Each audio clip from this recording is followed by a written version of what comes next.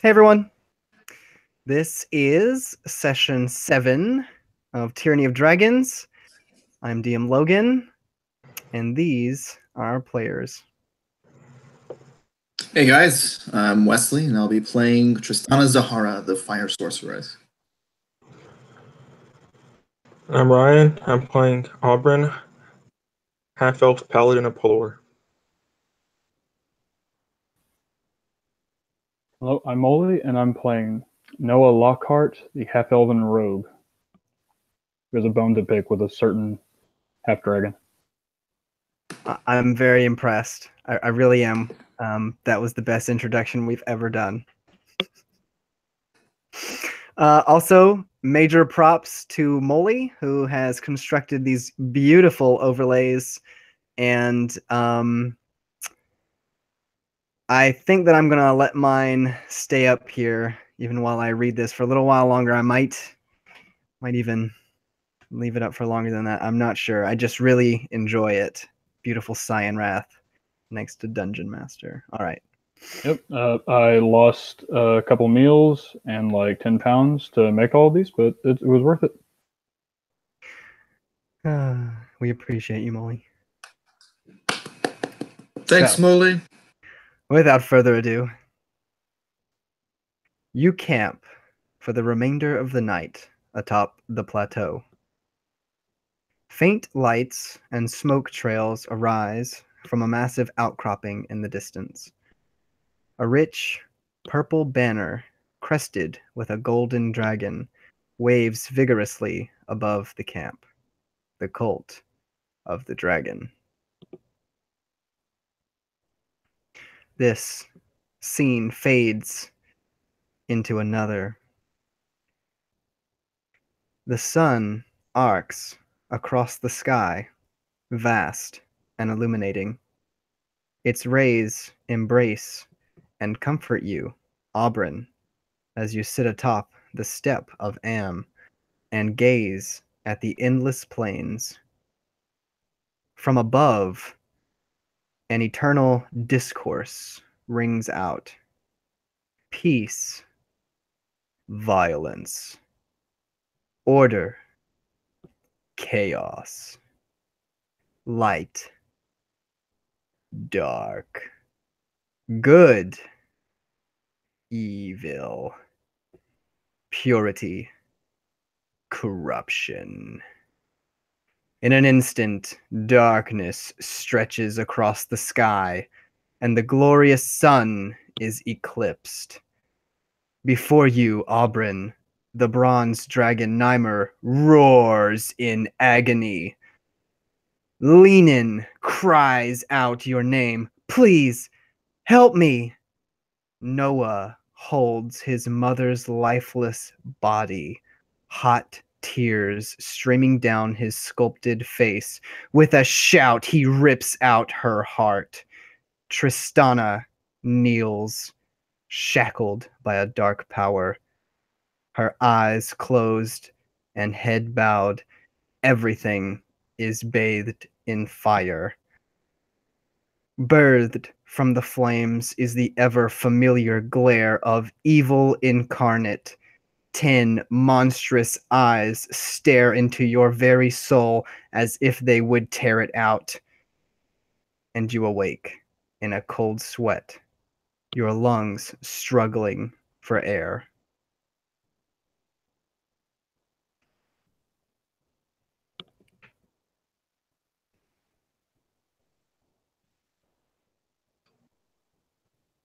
You said this was me, right? Correct. Almost becoming accustomed to these dreams, but not really because of how haunting they are, of what happens if we fail. He knows what needs to be done today, and that Pelor will guide us through it. And we will complete our mission and free Nymer and destroy Cyan Wrath.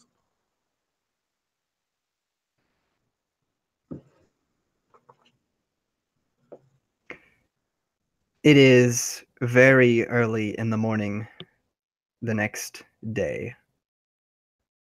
And succinctly, you all awake. Kind of at this abrupt gasp of air that Aubrin lets out. So And we're still at the previous place fought, right? No. Okay, it's okay. I missed that then. I know we're in the field, but that's basically the extent of my knowledge. You are now on top of the plateau. Oh, okay. I missed that. Yeah. Okay. One thing, my heart is pounding from that intro. And two, as soon as Aubrin awakes, well, actually, even before he awakes, you would see just off to the side Noah sitting on a rock. There are bags under his eyes. Didn't seem to get much sleep last night, and he is very methodically, almost mechanically,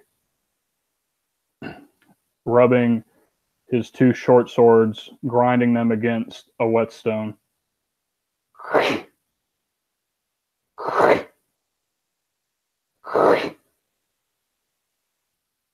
And there's a shadow over his eyes as he stares at the blades he's sharpening. And as soon as he hears the gasp, it startles him, and he looks over. That shadow seemingly gone, his focus broken. Hey, Mr. Sun. Didn't sleep very well? I often do not sleep well. Nightmares. I know the feeling.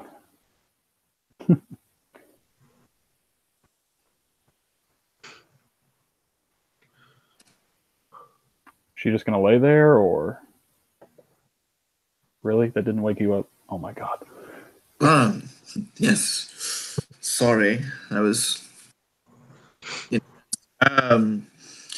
Aubrin, are these dreams that you have, are they quite, like they center around a theme, or is it just simply nightmares? Usually they're centered around what happens if we fail, and then the chaos, and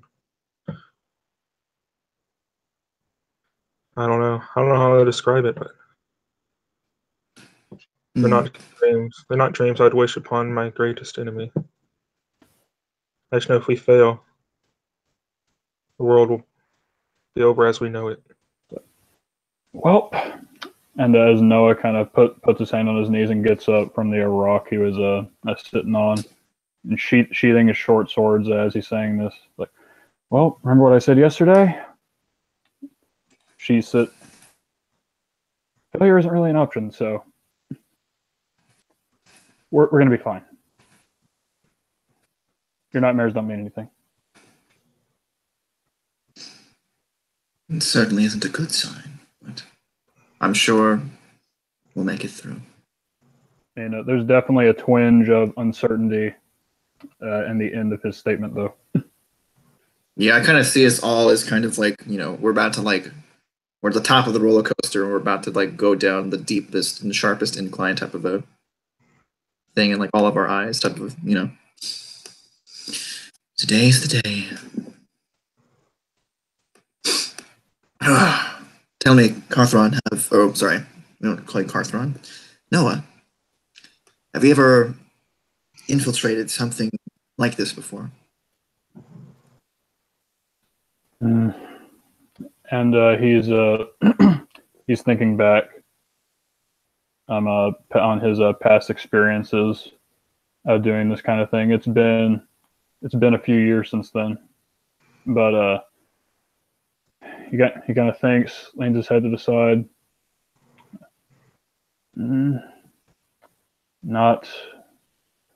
Not particularly. At least not in the open like this, but we do have that entrance. That's true. If we do this right, hopefully we don't have to even worry about the camp. we set the dragon free. Nymer, I mean.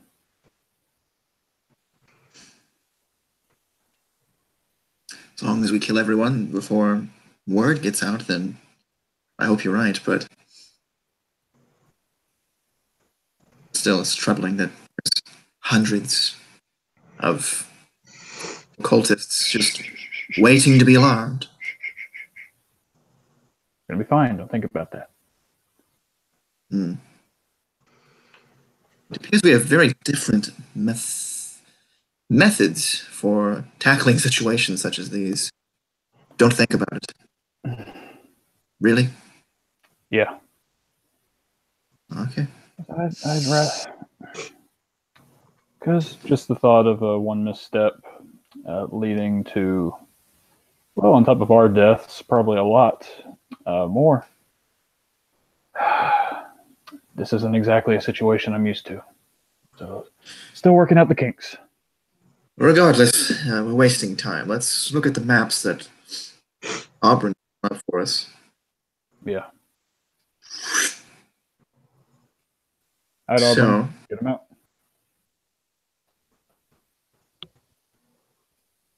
Okay. So yes.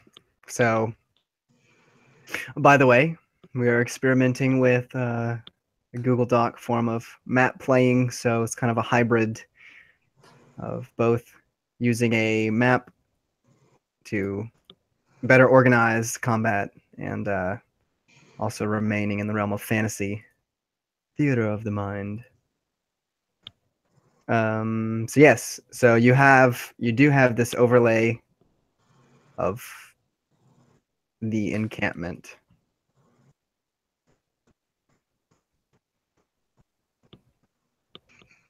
should we look at the one that's below it? Yes. Yeah, perfect.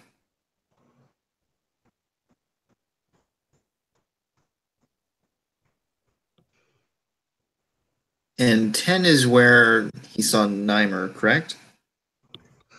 10. Yeah, incorrect. So the large Okay. arrow at the south leads to the room or large area that Nymer is in. Do we know what any of these rooms are, or are they just simply just outlines of rooms? Mostly just outlines. Okay.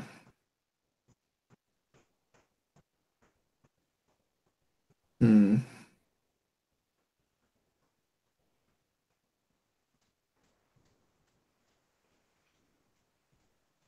Oh, are those rocks? The little, like, So those are like darkish. stone pillars. Okay. Oh, okay. All right.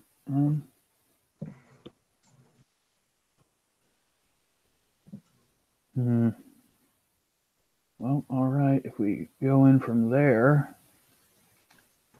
I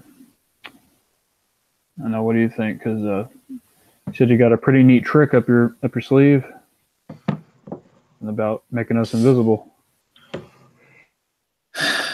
Well, it's possible, but it would eat up quite a bit of my stamina.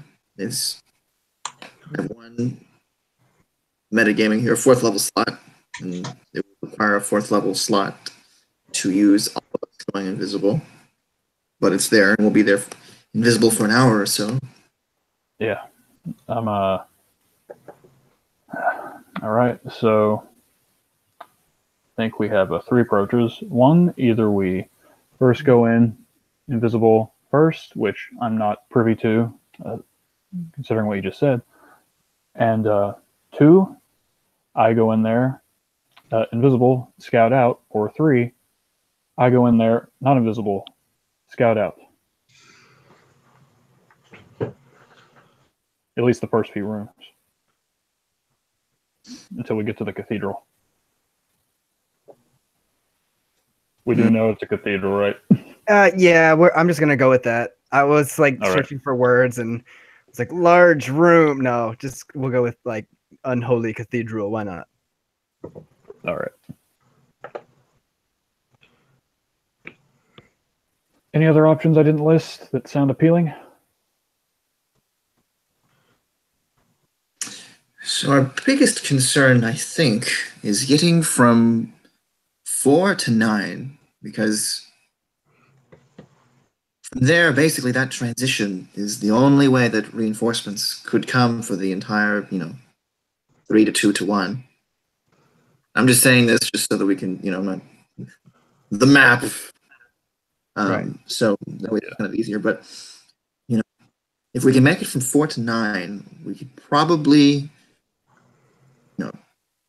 dispatch with, I guess, less stealthiness for Aubrin's sake. We could just get. Well, what is the?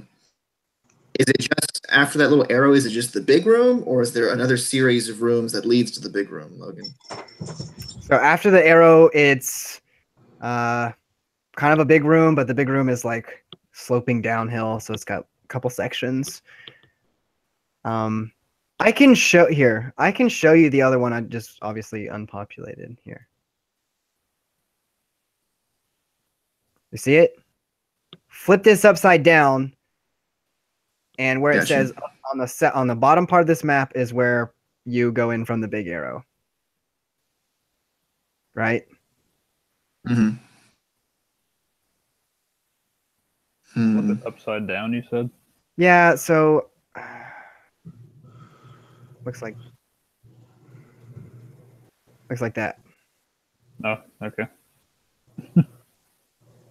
That's fine.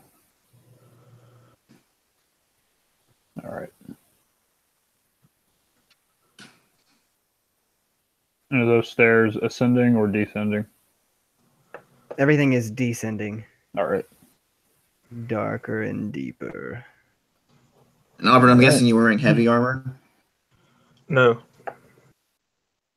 Okay, what are you wearing? I downgraded.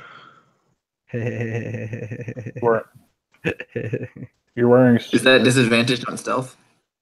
I'm not sure. Isn't it scale? Dragon scale mail. If it's, I'm assuming the dragon part of that scale mail doesn't make it so it's not disadvantage. I think Mithril is the only thing that does that. And I'm pretty sure scale mail is disadvantage on. Yeah, if it's medium, it should be. I'll look at it anyway. Holy crap, Ryan, that's a very rare item. Look what you did. And it. Yeah, scale mail is disadvantage. It's the breastplate that isn't.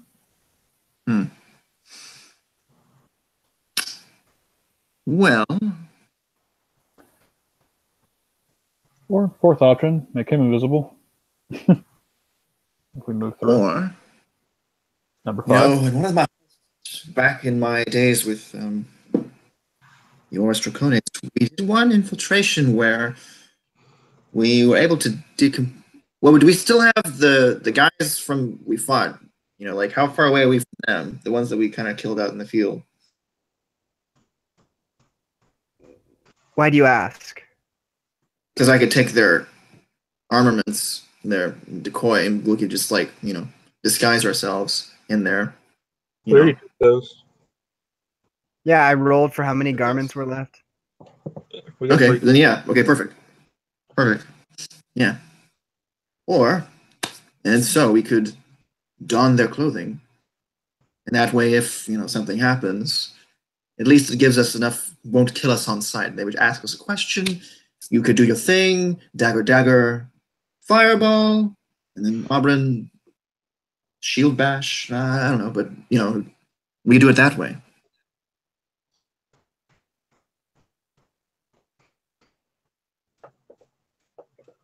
All right, that's fine. These are robes that just go over everything, right? Yep. Okay. I still Certainly. think, What's up? I think Noah should go in first, scout out any potential enemies that are on our path, and then come back to us. Certainly, certainly. But scout with the disguise. Yeah, I was going to say that. It'll at least buy me a few more seconds, at the very least. That's all you need. Uh-huh. You're getting the Wink. picture now. It was a texture. You didn't get it, but it's fine. No, I'm pretty sure. Okay. I'm pretty sure I get it. Okay, just give me the ropes. Is it still early morning? Yeah, So how early is it? really early. Like sunrise early. Yeah, like peeking over the horizon. Or Well, halfway. Aubrin kind of stops you as you're almost ready to go. Since we're gonna be underground anyways, I don't think we're on any time frame. Darkness, anything like that. Since we're underground, I would prefer, to perform this ritual before we go. It'll take an hour or so. He kind of eyes you skeptically, or not skeptically, just curiously. What you got in mind, big guy? It's a ceremony of Pelor. I'm not really sure how to say this, but We're not what getting exactly? married.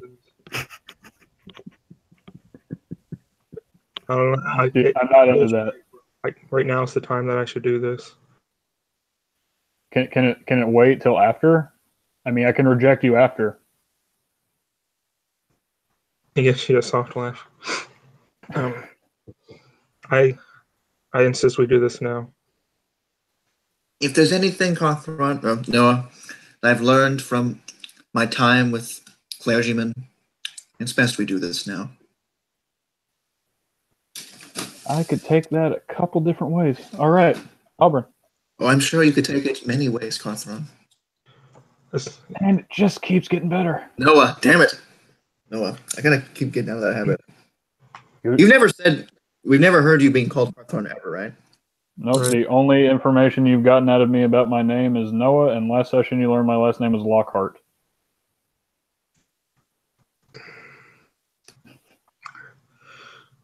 I just ask Noah that you stay close to me during this ceremony.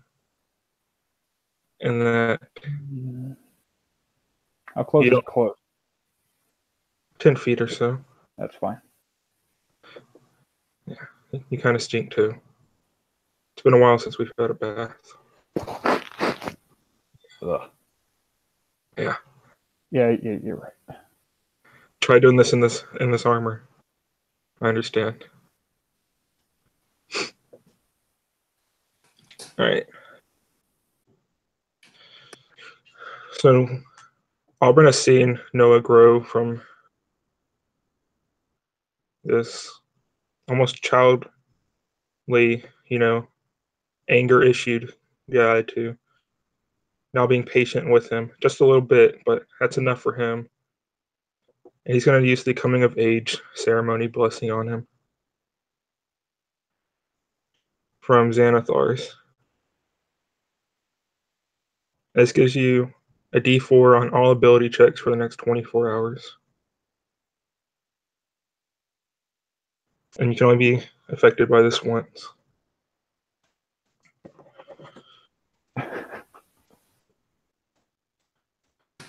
All right. And now, Noah, it's time for my coming of age ceremony. No, I'm just kidding. No. Aubrin doesn't, of course, but he's giving you this blessing, this ceremonial blessing of Pelor.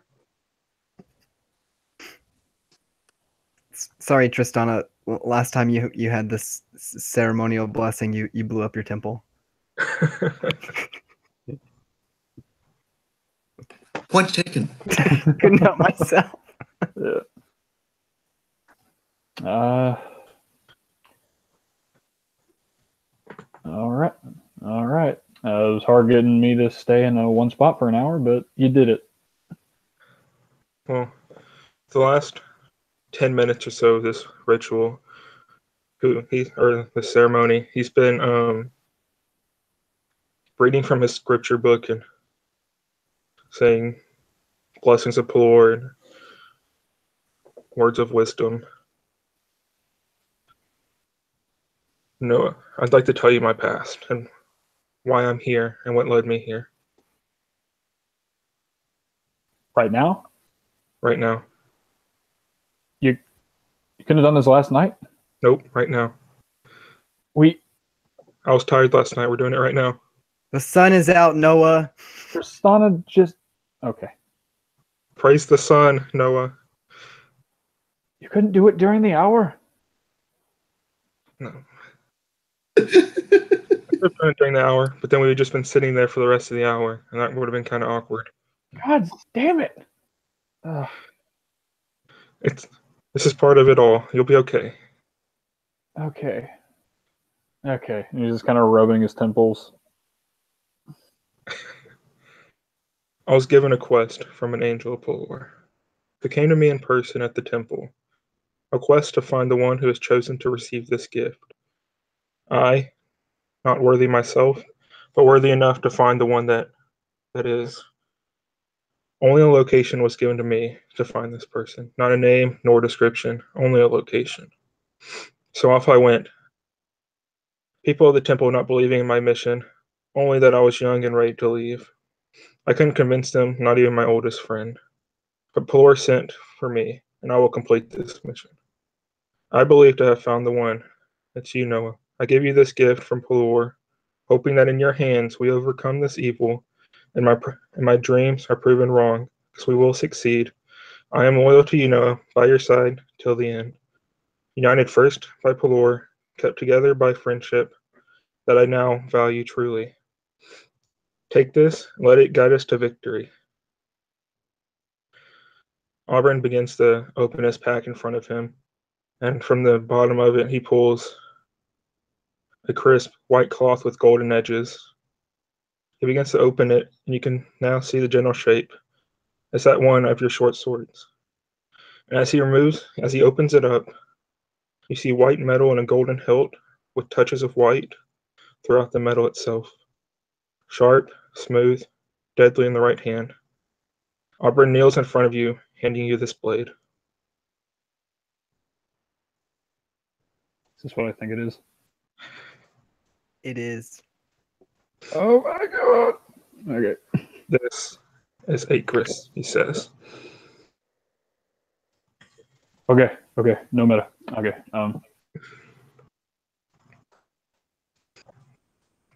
I'm not really sure what to say. Am I a son of the sun now? A nephew, maybe? Maybe a cousin? You're a cousin of the sun of the sun. All right, I'll take it. Great. Okay. So, yeah, and he. Sorry. as you grasp the blade by its handle, you all hear a voice. It is warm, one of a father figure, almost as if it were radiating from the heavens itself. Carthron, destiny lies before you. Walk in the light, and you will succeed. Your purpose lies far beyond anything you can imagine. Have hope. Trust in your friends and your blade.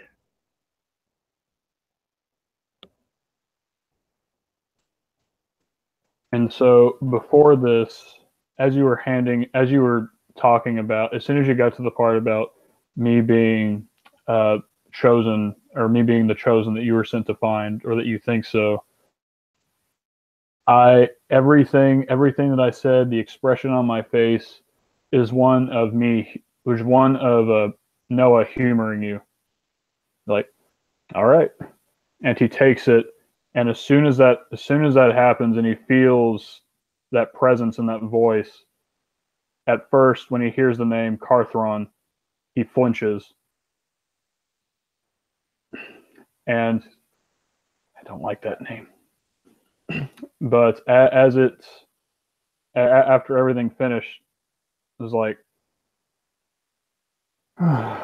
he lets out a breath. Was that? That wasn't. No. No. That no. It was. I must be going crazy. Ugh. Ryan, Yes. Aubrin, you recognize that as the voice of the archangel that granted you the blade. Right. That's the voice of the archangel, the one that came to me, giving me this quest to find you. And now I know that I was right in choosing you, Noah. Or should I say Cartheron? Do not call me that. Call me Noah. Please. It's not about you, if you insist, Frank. Yeah. Yeah, Tristana, and she comes over and she puts her hand on Noah's shoulder. I swear to God, if you say it. You know, it's not the worst thing that could have happened when you get touched by a clergyman. And then she walks away.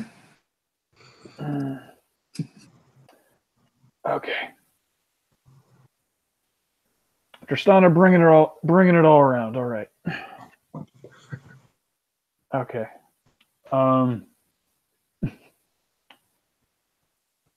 Okay, there's one addendum I'd like to make to that message. And he kind of like looks up, like he's like talking to this guy, and he's like, I don't do that great in the light because then they'd see me coming.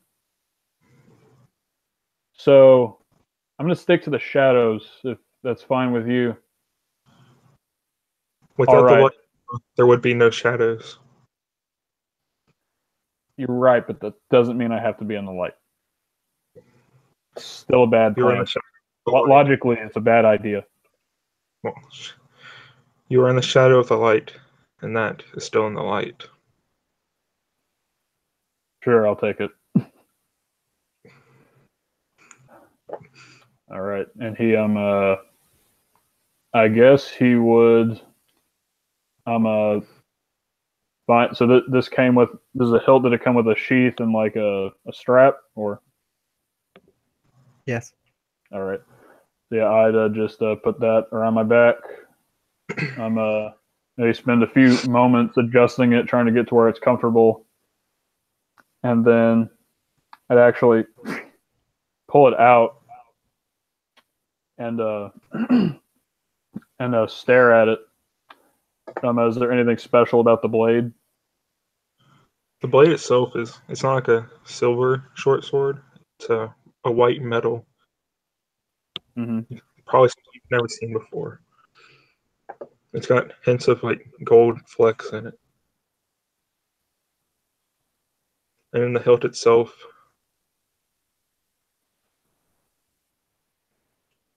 I don't know. I don't know where I was going with that.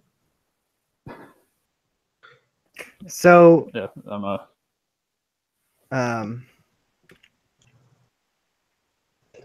I believe he said the hilt.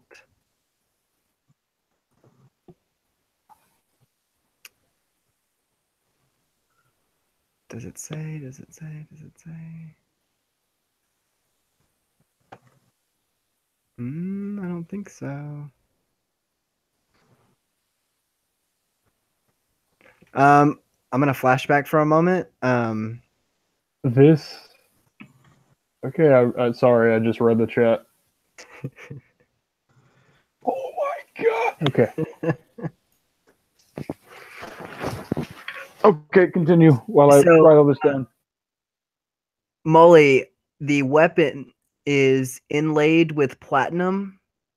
It has a line of 3 white diamonds set into the flat of its blade, and a pommel carved to resemble the head of a noble dragon. And I'm gonna scratch out the noble dragon part, and the pommel is resembling a blazing sun.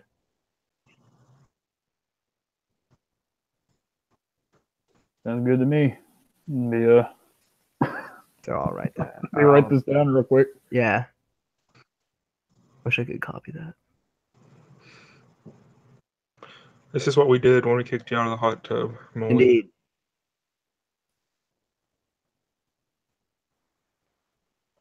I still hate you guys.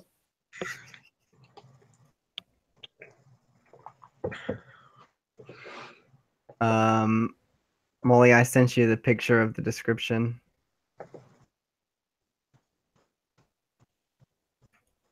Okay, just kidding. I didn't, because that didn't work.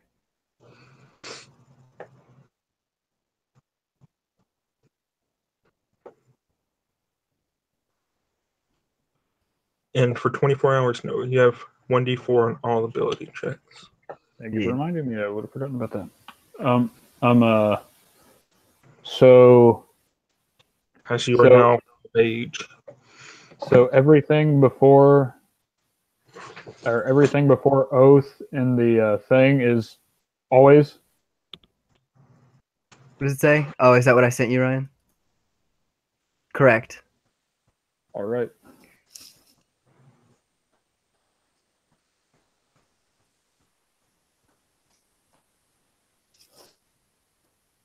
Oh wow. Wow. I flubbed. So I'm gonna retcon because I'm doing this. Yeah. When you picked up the blade, you were the one that heard the voice. Aubrin, I totally understand if you heard the voice too. That's cool. But the point is, the voice was coming from the blade itself in your mind, Carthron, Noah. Because this is a lawful good weapon. So, for the second paragraph, it says ranged attacks. These are all melee attacks. Correct. Yeah. I made that addendum on my own. I didn't realize it until just now. Yeah. I was like, gotta go get it. Once. Back up 5 feet. Throw it. And I sent you the picture of the description on Skype. Don't mind anything on there but the description. This is a 4th edition, technically, weapon. Or was.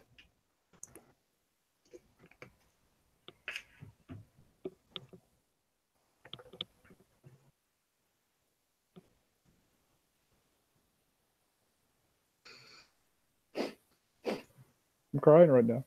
I'm crying. All right. I teared up while writing it. Ryan, that was so good. That was so good. Oh my gosh. Yes, thank you. Like super duper superstar point of inspiration. And I'm a bad player, and I forgot to write that beforehand and did that while y'all were talking. That was phenomenal. I'm at 5 inspiration now. I would have gotten like a sentence into it and then just said, screw it, I'm winging it. So, all right. Right. Okay. Yep, everything would still be the same. You saw the first. Or sorry, what's up? You got the first message. It's a +2. Yeah.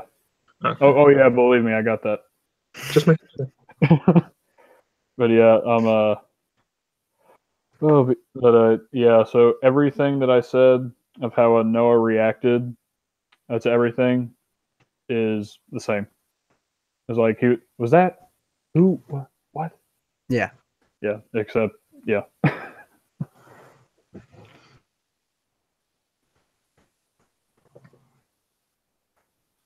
Everything is upside down right now. All right, we're good. Okay. And then he would resheath it. Like, put his hands together, rub them. All right. And he put up the hood. All right, let's go. I told you it'd be worth your time. You know, I can't disagree with you this. I can't disagree with you this time. Ah. That is a fucking sharp blade.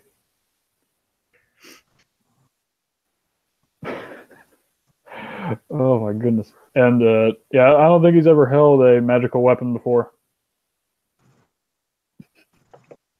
So, oh boy. All right, we go. All right. Well, do what you're gonna do because you've got the map. But do we have the tokens? Yes, we do. Yes. All right. No, don't go to the cathedral before we get there as well. A bad feeling. Not. Yeah, I won't go to the cathedral by myself as much as I'd love to 1v whatever. It's in that room.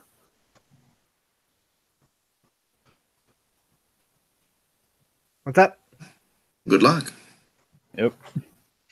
All right. So I'm going. Right, I'm going in. How long is this tunnel? Very long. So these caves descend something like anywhere from 40 to 60 feet down. It's not a. It's actually a tunnel. It's not as in like a ladder descending down into this, and it's extremely claustrophobic. Very tight. All right. First roll of the night, and you guess what it is? Sleight of hand. Just kidding. All right. You get a D4? Oh, thank you for reminding me. All right, so that is a 26. Still. Okay.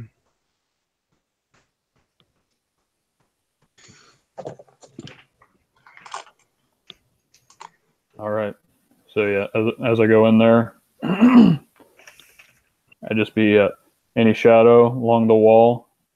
Probably if I saw anyone immediately, I'd just wait, see if they moved, turn their back or something, and I'd immediately go up to the pillar, like hide behind. Do I see anyone in this entrance? Before you get ahead of yourself. Yeah, right. Okay.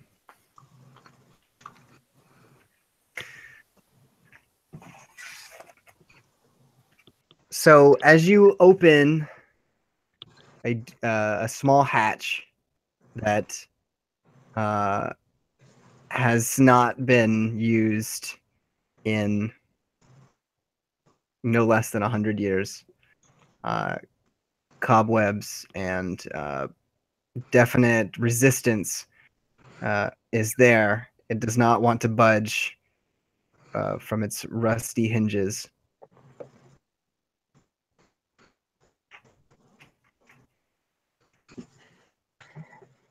How do you open it?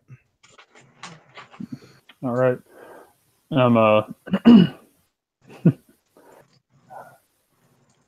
Okay. I like to think that, I don't know, maybe even perhaps in the thieves' toolkit, there'd be some kind of oil, or like think like medieval WD-20 or 40 or whatever. Yeah, WD-40. Yeah, and you probably like getting that out, maybe quietly dusting away cobwebs, and he'd get this out and start applying it to the creaky hinge, or like what he assumes is creaky since it hasn't been opened in a million years. Right. Yeah. Would you like me to make a roll with like my thieves' tools as I do that? Yes. All right. So as you get to working with that, the more that you kind of push on the door and spread the oil around, it does begin to move. All right. So that'll be a 16. Sorry. Yeah. I'm just kind of like oiling the oiling the hatch, oiling like the opening mechanism. Yeah. Yeah. Kind of like a tools check or something. Yeah, that was a 16 with my thieves' tools. Like Good. Yeah, so you're able to work it open, and as you push it in, it makes far less sound than it would have without the oil, and small amounts of a copious amount of dust, but small rocks and such kind of fall and things as you open this door to move it out of the way. Yeah. But as you get it about halfway open, it hits something wooden, something like a barrel.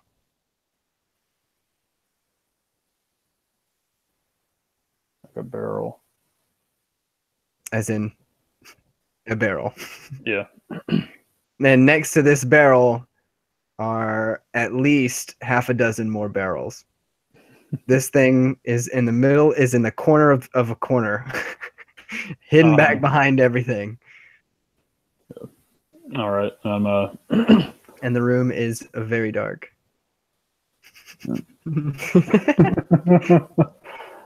Sorry. How big is that urn? Urn sized. Okay, no. All right. So yeah, is there enough room to squeeze through, or? For you, yeah. Okay. All right. So yeah, I would go in there. Would you like me to re-roll my stealth? No. Okay. So yeah, still have the 26. Open it very carefully. Go down. Pop into the room with these barrels. Okay. And I would. So, this room is very dark. All right. The smell of old blood assaults your nose. The floor is covered with dried puddles of it. 4 floor-to-ceiling columns are spaced out across the chamber, and chains have been strung between them like clothesline.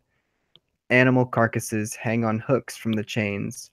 You see gutted and skinned antelope, deer, goats, and what might be big cats, and even a few small bears. Some of this meat has been here for a while, if the smell is a reliable indicator.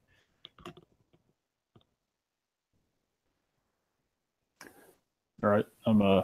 He takes a moment, blinking, adjusting his eyes to the darkness as his dark vision activates. Yeah, half elf. And he would scrunch his nose at the smell, but other than that, he wouldn't take any heed to these to the carcasses on these meat hooks, right? Yeah. Basically. Yeah. And he would still move forward. Quietly. Still looking around, just any kind of movements. He has learned to not take anything for granted. And so He's going to be taking his time looking through. And once he's made sure that this room is empty, he would then just move around the corner. And then once he got there, he would be making a perception check to see if he hears anything. See, like anyone walking, anyone talking in the next room down the staircase. So, let me pull up the map. Right. So yeah, there is nothing else in this room but the carcasses. This is, as you can tell, a meat locker. At the entrance between 4 and 6, a curtain hangs across the passage. It is made from hundreds of heavy leather strips, each about the width of a human hand. The strips are fixed to the ceiling and are long enough to drag on the floor.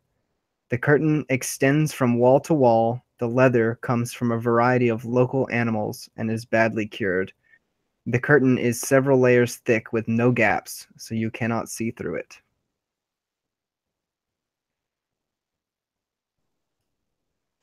All right.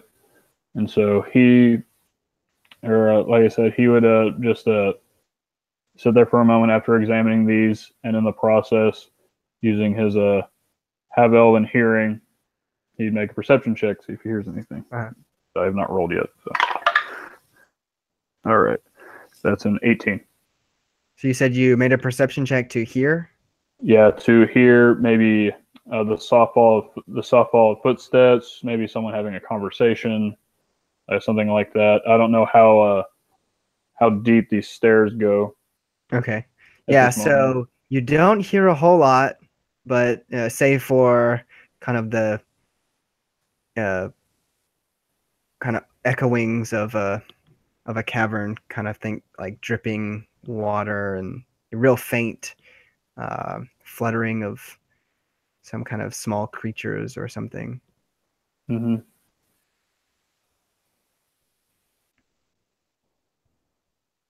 All right. It is now that he would. It's also really, really cold in here. It's only a few degrees above freezing, so you can certainly see your breath. Good thing I had this cloak. Yeah. All right. And so yeah, he would gingerly pull back, look around the curtain down these stairs. Okay. So I'm going to need you to roll a dexterity saving throw. All right. All right. That is I think it's a +7. Where are the saves on here? There they are. Yeah, that's a 23. And I have evasion. So if I take like half damage, I wouldn't take any. Sorry, guys. Set off the alarm. So, as you go to touch this curtain, just before you do, you pull back your hand because coated on this entire curtain are hundreds of tiny barbs all over the dang thing. Okay. And I specifically asked, you said perception for hearing. I was like, okay, Yeah. well, I just won't give it away then.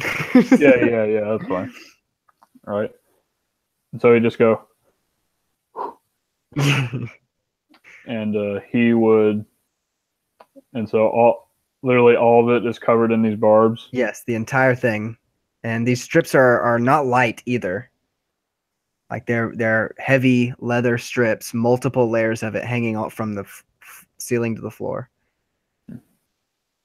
It's like they want to keep vicious things out of the meat locker. Okay. No stealing. No stealing. Yep. All right.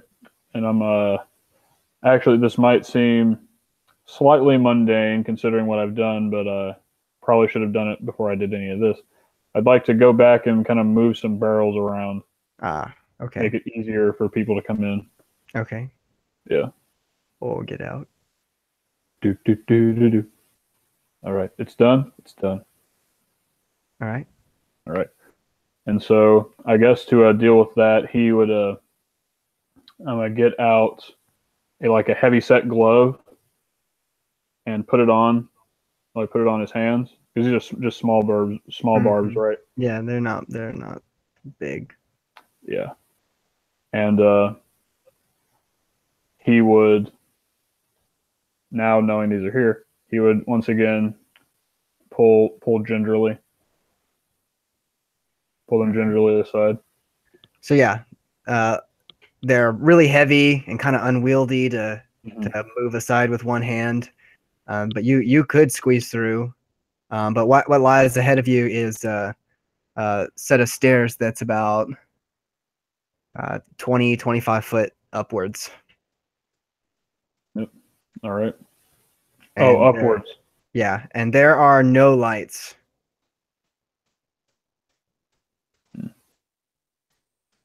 All right.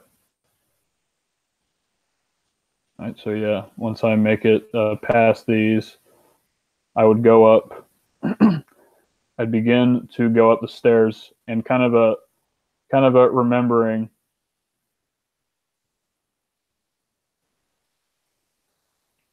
Oh, sorry, I was reading Ryan's question. Yeah, from 9 to 11, that little thing right there, since you did have the detailed map, that is a chute that leads from 11 to 9. All right. And because Noah went to rogue school, and he was just reminded of rogue school. Not as catchy as druid school, but I'll still go with it. He would he realizes there are these deterrents here, but he'd like to also just check the surroundings of these stairs as he's moving up, looking for like offset panels, Yeah, like little holes in the wall, like just things like that, just stuff a rogue normally deals with, right? yeah. I don't have a 10-foot pole though, so sorry. All right, roll that.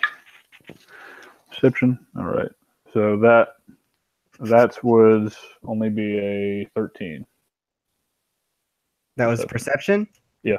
You weren't going to use your passive? Oh, well. Yeah, I guess there's not really any reason not to. You don't see anything. Okay.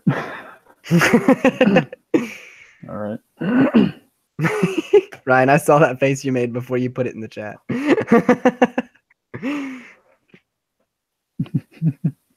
All right. So, yeah. So, I'll just in case it didn't make it past all of you, because I didn't even notice until y'all started looking at the map and all that. The only way to get to 9 is from 8. If you see that stairs that goes across. Oh, okay. Right, it's not a curve. That. Yeah, see how the walkway disappears? Yeah. It's to show you that it goes over 4. All right. Yeah, I didn't even notice that till we sat down and started playing. All right, that makes this slightly... Then shoot from 11 to 9. So yeah, it's not just round a corner and... Yeah. It's slightly more work on my part. All right. All right, so yeah, I'd get down probably to the bottom of the stair. Just tell me anytime you'd like me to reroll stealth or just like anything at the top of the stairs? Yeah, your stealth is good for like okay. The remainder of the thing. So yeah, okay. I just making sure. Yeah. All right. So yeah, I'd come to the bottom, probably hug the left corner. Just like look around into the room. Okay, so in this room there are so towards 3 and way towards the direction of the entrance of the cavern, which is you can't see or anything, but in that direction there are 1, maybe 2 torches along the wall at different entrances. Mm-hmm. So like 1 torch at the entrance to 7, 1 torch near the entrance to 5, and 1 torch way up around 3 in those stairs. All right. Okay. Real dim. And the rest of 4 is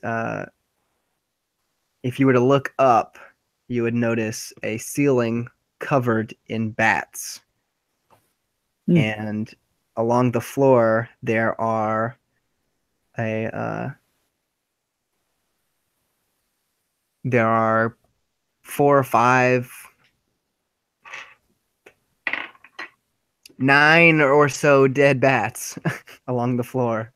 Good job, Dice. Dead bats. All right. Oh yeah, look up. Yeah, no. Thanks for that. Yeah, I'm all right. So yeah, if I'm looking around, I see the bats on the ceiling, and like cock my head to the side a little bit, like, all right. And then I see the dead bats, and you said this area is lit up, right? Kind of. Only very, very dimly. Yeah. And also, so on the map into 5, Is that just like supposed to be like a ridge, or those like stair, or what are those? Okay, so that let me back up. One more thing. In 4, Mm-hmm. next to the staircase, there is a spear with a pitted blade.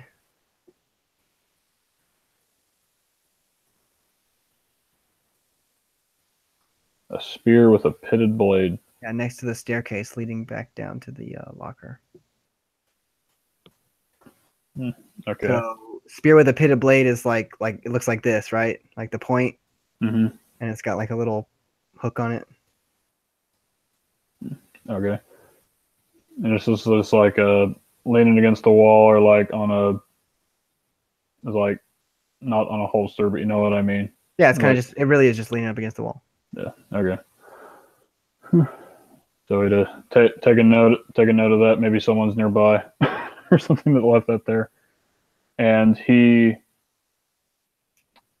I guess about not seeing anyone. Are there any of the dead bats that are kind of like, if he went around, say like right here or something like that, they're like near the corner that he could check out, see maybe what killed them? Oh, okay. So yeah, if you were to investigate one of the dead bats, you would notice that, ironically enough, they have 2 little fang marks in them that look like they were drained of blood. Ha ha ha. All right. So 2 ideas. Either those are other bats, they're some other creature, or some something going on here, because these the incision marks match up with like the size of the bat teeth or something like that. Really A little bigger. bigger. A little bit bigger. All right, so there's something in here that are killing these bats, and apparently either the bats don't know or they just don't care. So I don't know. I guess like maybe in the dim light I might try and check as I'm like I don't know, maybe like as I'm there, as I'm moving in, I might look on the ceiling, see if there's anything amongst the bats or something like that. I don't know, because obviously they got to get up there to kill them. You don't see anything. At least right now. Okay. So he would, because we have a map. All right. Yeah, and just so I don't have to say anything, I'm basically using my passive for everything, unless I'm saying I'm rolling something else, and my passive is a 17. Yeah. Yeah. So he would move. Look at you playing on the digital mat just like you do on a real mat. Mm-hmm. Yeah. Let me see. Is there like a walkway above right No. there? Oh, okay. It's like darker in that area. What's your passive? 17. So yeah, as you get right there, you notice that a portion of the floor has been covered with a sheet of parchment, cleverly painted to resemble the surrounding stone. Okay. All right. And so does it look like in a cert, or I don't know. Maybe I'm asking in his experience or something like that, does it look like something he might be able to disarm? To disarm? Yeah. It's just a piece of parchment. Yeah. I mean, lined like all the way from one wall to the other. Yeah. So I'm so yeah, he sees Disarm. okay. I don't know. Like he sees this. Is it? I mean, can he step over it? Yeah. Okay. So Yeah, it's not a mechanism from what you can tell. Yeah, from what I can see right here, at least. And he'd assume it's some kind of pressure plate underneath. All right, but he just make a note of that, and he continue moving forward. So with that room, number 7. Okay, this is weird because I'm like transitioning from the maps from SKT, Storm King's Thunder, and all like the maps are so massive, like you just get used to that. So you would have definitely heard some stuff going on in room 7. All right. So here. I'm gonna draw some shapes. Ryan uses squares. I'm gonna use some rounded off squares. How about that?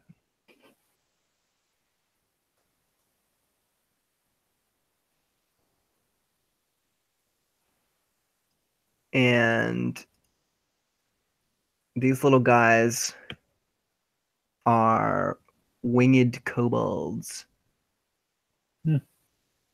And they are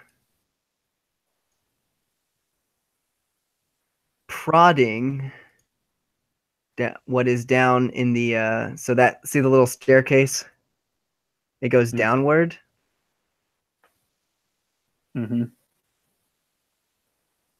Prodding some kind of creature down there. Right.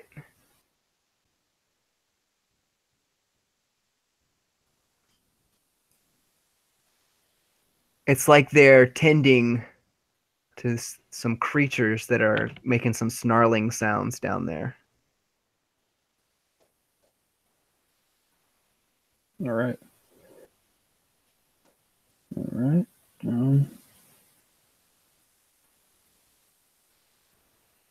Oh, Ryan, there are so many options for shapes.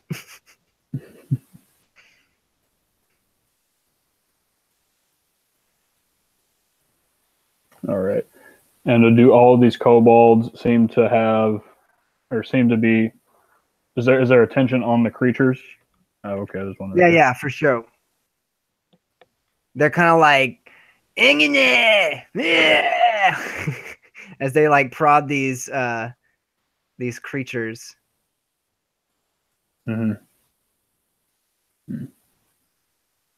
All right. I guess I'm kind of thrown off balance because it's like it's just you and you're like doing your little reconnaissance. Yeah. And I'm like, it's not really meant for you to come in and do reconnaissance and leave them alone. Yeah. Yeah. But I mean, hey, sorry. Anyway, we're gonna roll with it. Yep. So I'll actually go ahead and roll, like, since he's like actively like going between like kobolds and like looking around like anything else, like looking towards that staircase. I'm gonna go ahead and roll an active perception. See if I get something better than my 17. Okay. You're looking at / doing what? It's just a 21. I'm just going up, looking around the floors, looking up at the ceilings, at the walls. Okay. Oh, thank you, Ryan. I think I can. Yeah, Ryan at the D4. That's so a 24. The lower area, the ledge is a sharp 10-foot drop off, and wooden stairs descend on the right side of the room 7. And a stout cage is made of iron bars that surround the steps to a height of 10 feet to prevent anything from like maybe coming out of the... Yeah. Man, they got their options covered. They got an iron cage, they got barbed whatever, just in case I do get out. All right. Yeah, right. And a key hangs on a peg, which is what you notice, at the top of the steps. The top of the steps. Yeah, and so the gate is actually at the bottom of the steps. If you can see the little dots. All right. And there's only one key? Yes. And where you're at, actually, a rack along the southwest wall holds implements used in training, such as long poles with lassos on the end, leashes, collars, sharp prods, mock weapons, human-sized dummies stitched out of sailcloth and stuffed with straw with ridiculous expressions painted on their faces. Freaking kobolds. All right. I'd say yeah, he would, unless something else, he'd be slowly moving around this corner. If they're all preoccupied, he would be Danger close, danger close. Yeah, and he, as soon as he got to the stairs, he'd do the shebang, look up on the sides, any holes, any pressure plates on the stairs. So no holes or anything like that. But as you get to the corner, you hear kind of the clinking and clanking and scratching of the talons of another kobold coming towards these steps to go downward. Okay. So basically, as soon as I hear that, I would. As soon as I hear that, I'd basically be making my way back to, like, say, this. If I can make it there, he's just moving, whatever. Yeah, you're good. Yeah, I'd be like, heading back over here. If I keep, just look. I don't know. I know there's a trap there. I'd like get around. Yeah. If I could like look around the corner, like slightly, see what he's doing. So he comes out and has a chat. All right. Okay, so he's having a chat. Is it like barking orders, or it's like look like he's gunning along? Is he like yeah, and starts prodding at the thing as well, or? I mean, if you were to actually maybe kind of think into what they were doing, it kind of looks like this guy is really jealous of the one that's training, because it's about this time that he sighs and starts going back up the stairs. Yep. All right. In a real slow fashion, kind of swaying from side to side. He looks very bored. All right. So if they're preoccupied again, I'd be going up. Maybe if I can, maybe even a little bit faster this time to maybe, yeah, be going around. But I think this is farther up than I've been, so I'm like above. All right. But let me see. I've got to look at 8. Okay, so yeah.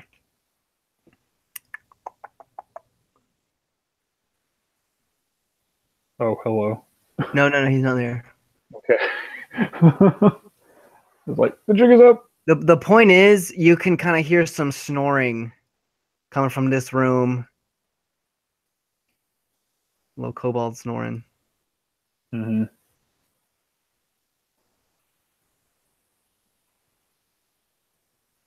As there are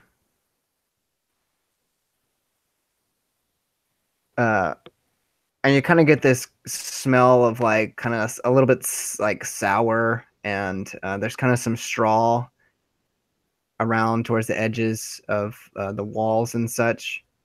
This is definitely where they have been sleeping. All right. And so this kobold over here is like going across that walkway? Yeah. Okay. So when I get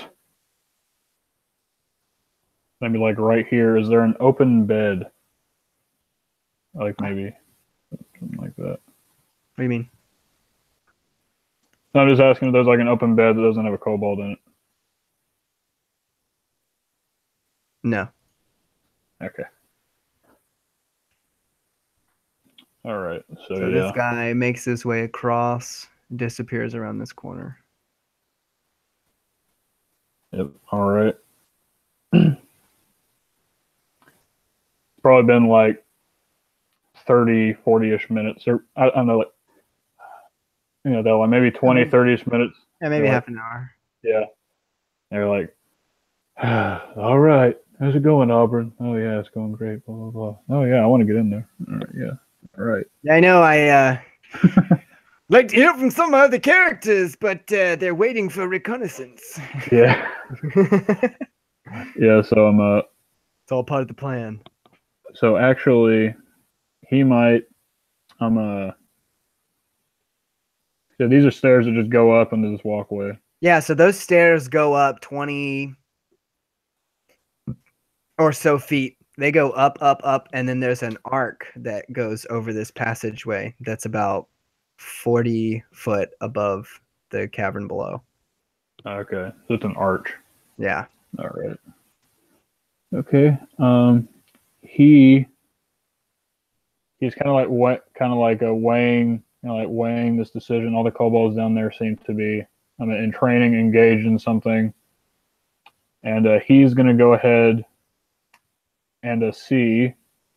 He's going to go ahead and wait, maybe like a minute or two, to see if this thing is on a patrol or if it's just. I know it looked bored, but that might be because it's on a patrol and is like doing something. So.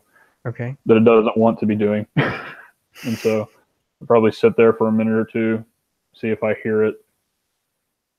Yeah, you definitely do, as it comes back around the corner and up and over the arch. All right. Stopping on the arch to kind of look over right and left.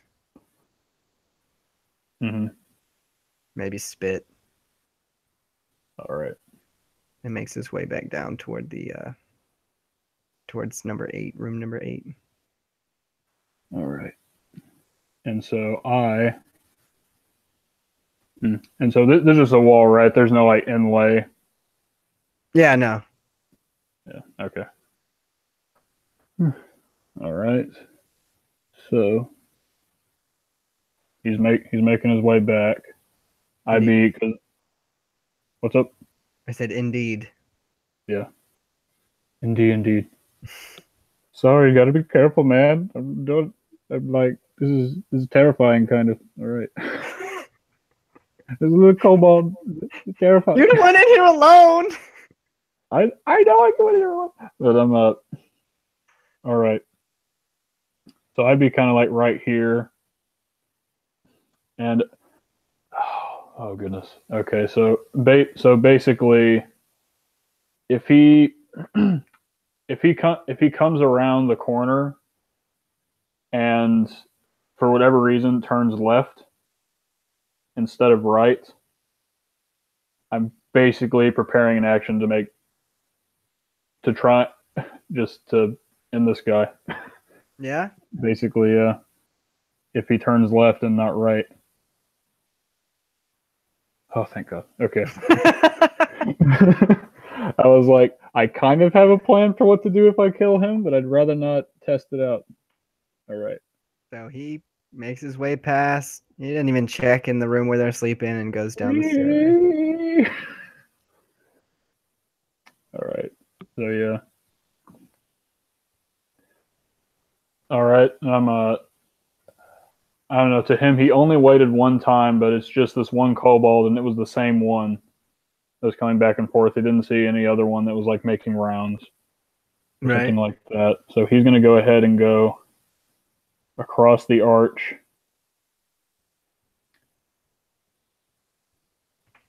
Maybe looking up at some bats or something, maybe trying to be a little extra cautious, but still trying to move rather quickly. Because the kobold's coming back at some point. So he'd be moving down. Moving down, he'd just be using his I think he'd only be using his passive because he's trying to move a little bit quickly. Going down here. All right. So he makes it to the bottom of the stairs. He'd do a quick look around the corner in 9. Okay. Go, girl. So, number 9 looks like a large antechamber. All right. This chamber has been enlarged and reshaped from its original form. The floor and 3 of the walls are smooth, and stalactites and stalagmites have been polished into gleaming columns. Every surface glistens with moisture, and the air is warm and humid. The flat walls of the chamber are decorated with shallow, abstract carvings of dragons. Dragons' tails coil into intricate patterns and knots that flow across the walls. The creature portrayed in the northwest corner stands out, a 5-headed dragon rising from an erupting volcano. Other dragons, which seem dwarfed by the 5-headed monstrosity, flock to its side. A small wooden chest with silver and mother of pearl inlays sits on the floor in the corner in front of the monstrous dragon carving.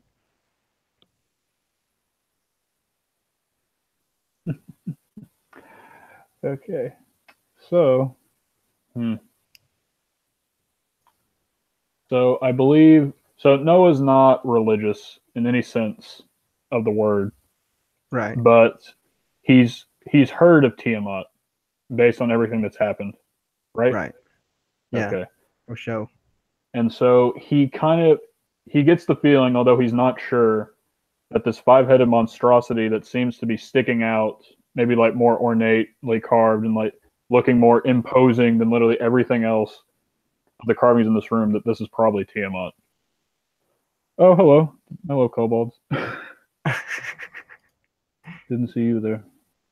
All right. Oh, hello. Okay.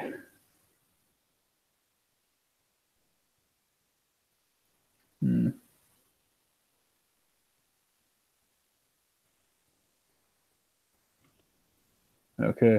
So there are 2 kobolds that are bent over, kind of in a very gaudy, over-the-top fashion, like Praying. worshiping the statue in the corner, and 2 kobolds next to 2 guard drakes stand in front of a large, ornate door. Yep, and he likes to think that that guard drake is what's in the pit that he didn't look into. All right. Makes that assumption. All right, and so those guys are standing guard, and you also said there's a torch in this room as well, correct? Yeah, there are a couple. This room is a little bit brighter than the other ones. All right. Torches here and there. And so these kobolds are on high alert. Or not high alert, but if you could say high alert. Well, I mean, they're kobolds guarding, just kind of like sitting there or standing there with the guard drakes. I'm more worried about the guard drakes than I am the friggin' kobolds. So it's about this time that you start hearing footprints. Yeah. From behind you. Yep. And so I'm looking around. I see the kobolds. Okay. I haven't seen any cultists up to this point. Or like anyone in robes, like at all. Right. Okay. And so, oh Lord, he's coming. Okay. Noah, what would you do in this situation? All right. Oh, someone texted me. All right. So I'm there, 2 kobolds praying, 2 kobolds looking dead ahead. Guard drakes. All right. You said the walkway or the arch was like how far up? About so from 8 going up was those stairs are really steep, about 20 foot. Mm-hmm. And then it arches over the cavern. But 9 sits higher than 8. So those stairs are maybe 5 foot. All right. Okay. So I hear footsteps. So in this instant that I hear footsteps, does it sound like he's on the arch? Sounds like he's certainly getting there. The longer you Okay. wait. Yeah, I know. Okay, so this is an arch, and so there's a curve, and what he would actually do is kind of go around here kind of quickly, but maybe see if like is the smooth stone or like maybe even just the slightest of holds or something like that on Sure, the cave. it's not exactly like carved well. Yeah. Okay. So using his acrobatics, he would try and get off, try and get a hold, and then maybe try and like move under the archway or something like that. Okay. You're like, okay, bully. You're like, okay. Let's not forget the D4 that Ryan so graciously gave me because I came of age. Okay, so that Logan is actually a 33. I was hoping you were going to say a 3. Nope, that is a 33. Well, you acrobatics the crap out of that archway. Holy shit. Okay. Yeah, I'm under this. He's going along. All right. And so he would try, and I'm maybe using the same acrobatics, trying to get down as well to the ground floor. Okay, you could find a couple little handholds and whatnot. Yeah. So when he gets down, he gets off. And he's like, lets out the tiniest of, and he would actually, since he didn't go over here, he would want to kind of like peek around this corner, see what's in 3, maybe see what's straight ahead. Okay, so about right there, Mm-hmm. you see broad steps are roughly hewn to make kind of a natural stone ramp on the south side of 3. Right. This cavern is carpeted with a profusion of fungi ranging from a few inches high to nearly as tall as a human adult. Okay. And there are only 2 paths that lead towards the west side of this, the left side of the cavern. All right. One on the right, one on the left. So on the north and south sides of 3. The rest of it is all fungus, and I'll put a little shape in there. All right. And so yeah, he's like remembering the map, and he knows that up there, that's pretty much the main hallway, or like coming in from the camp, down from 1 and 2. You say that's just a bunch of fungus? Yes. Okay. And you can make your way around it to the north or to the south side. Yeah. And so once again, I'm yeah. And so he would be kind of going around, if he could step around the fungus or something like that. He'd also, I'm going to go ahead and make another active perception check as I'm moving forward to see, because he knows this is like going towards the main entrance here. And so he's going to see if he can hear anyone talking or walking or something like that on the like ledge above. Yeah. You know what I'm saying? All right. All right.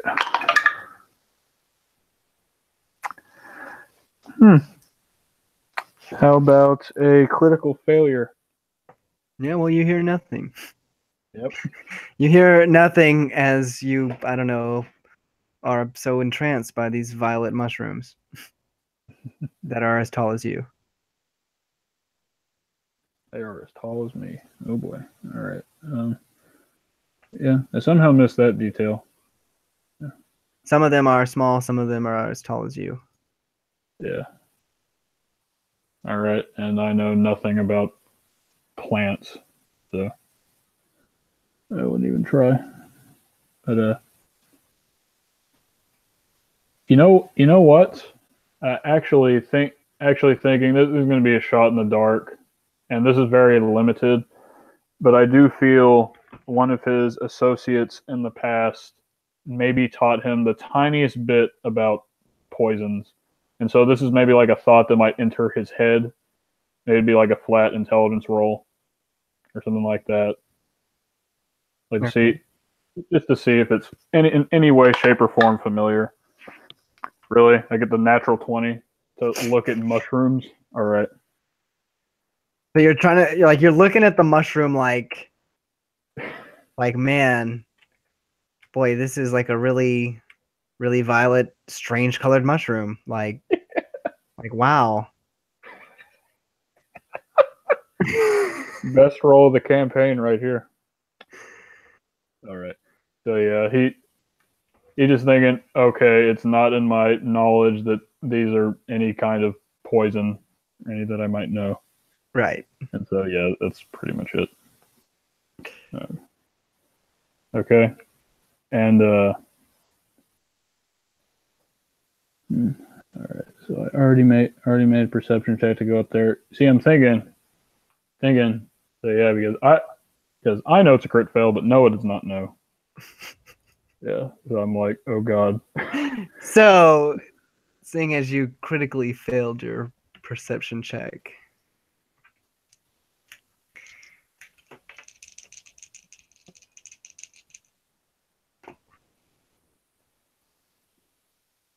so okay. These mushrooms that are your sized, they kind of, in a strange way, this is hilarious. They whip out from the caps of their mushroom, like bottom down, and comes out and tries to kind of slap you.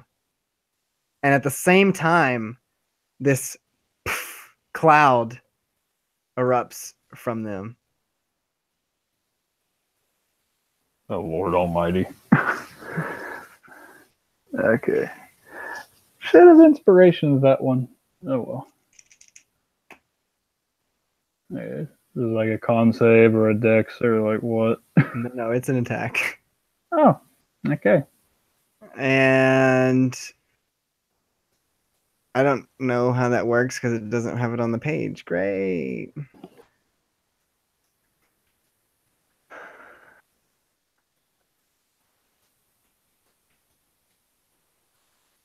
What the? Okay, I have no idea what this does.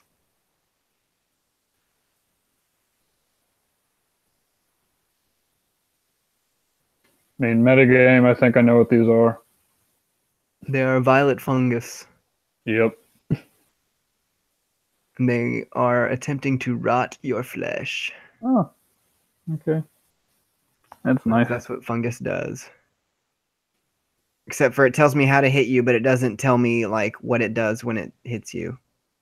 Or wait, it does. Got it. Understand now. So you take 5 points of necrotic damage as you dodge 3 of the 4 tentacles that are lashing out at you.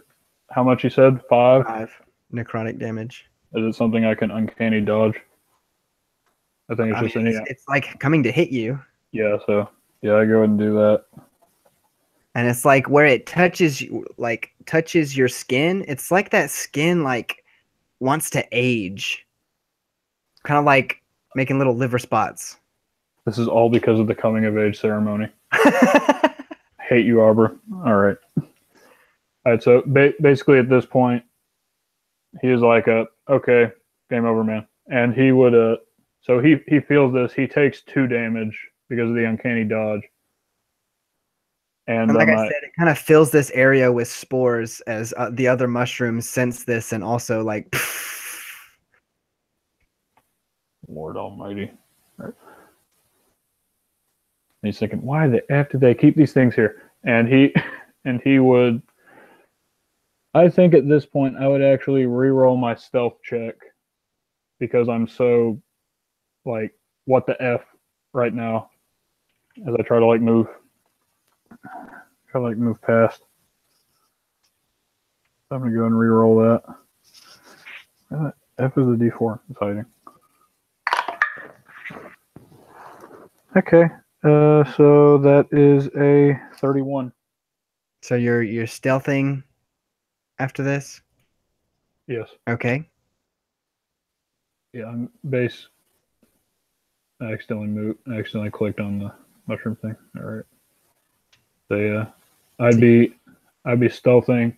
So this mushroom is kind of like slowly like moving its tentacles out, trying to feel for what's around it, as a couple other mushrooms do the same thing, and they release their spores. And so what I would do very quickly is, okay, are there dead bats around me right now? Where are you? I'm right where I am. All right, so yeah, because those spores are coming out and filling the area, right? Yeah, the area in 3. Yeah. Not, I mean, it's doesn't go any past that, the archway or anything. Yeah, so I'd be coming. I'd be coming over here, and if there are like any dead bats, like in this, because you just said there are like 9. What, by the fungus? No, like over here, I'm in 4 now. Yeah, the same bats. Yeah, I mean, I just pick up like a dead bat.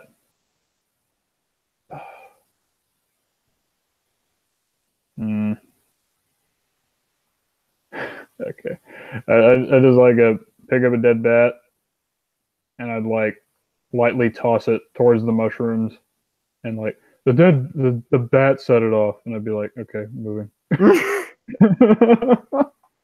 Yeah, and so I'm like, get the F out of here if I can make it with my stealth all the way back.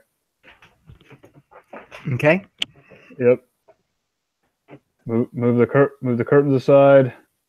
Get back up. Go up the hatch. Realize there's a guard drake in here now. F my life, and then run away from the guard drake and get up the hatch. How long did that take? Like an hour? Yeah. Yeah, something like that. Okay, so I got okay. All right, where's Ryan? Sorry about that, Tristan and Aubrin. Rogue doing rogue things. Yeah, sorry guys. Yeah, I'm all right, Wesley, you can unmute yourself now. Getting himself in trouble. Yeah. All right. So yeah, I kind of wish I had asked you for invisibility before I left, just so I could be like less cautious the entire So you time. could be longer. What do you mean even longer? It's taking like less than half the time. That So long. it was like 40 minutes. I mean, sorry. I literally just did work for like 40 minutes while I was waiting for you. Oh, look at you making money. Yeah. I mean, that's Ryan fine. just completely abandoned us. Yeah, I mean, at least you were occupied. Which is accurate because now Left we'll group. just have you to explain what happened. Yeah. So sorry about that. Right. I wanted to go over to 5 and maybe check out what the heck was going on over there, but not after I set off the mushrooms. I did not want to stay in that place. I mean, shoot, you're the one that critically failed. Yeah, I know. That perception check. Yep. Those mushrooms were waiting. So I was like, the crit fail right now. Come on. Yeah. Like, okay. So yeah, I'm up out of the hatch. See Tristana eating chips.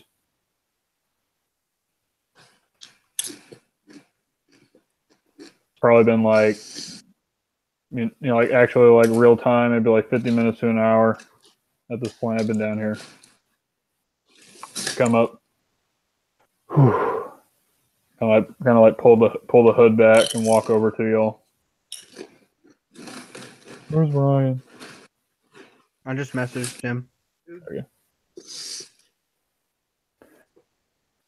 You want me to go ahead and start? I mean, I pretty much know what's going on. You do, Okay. but Ryan doesn't because he's been gone. Yeah.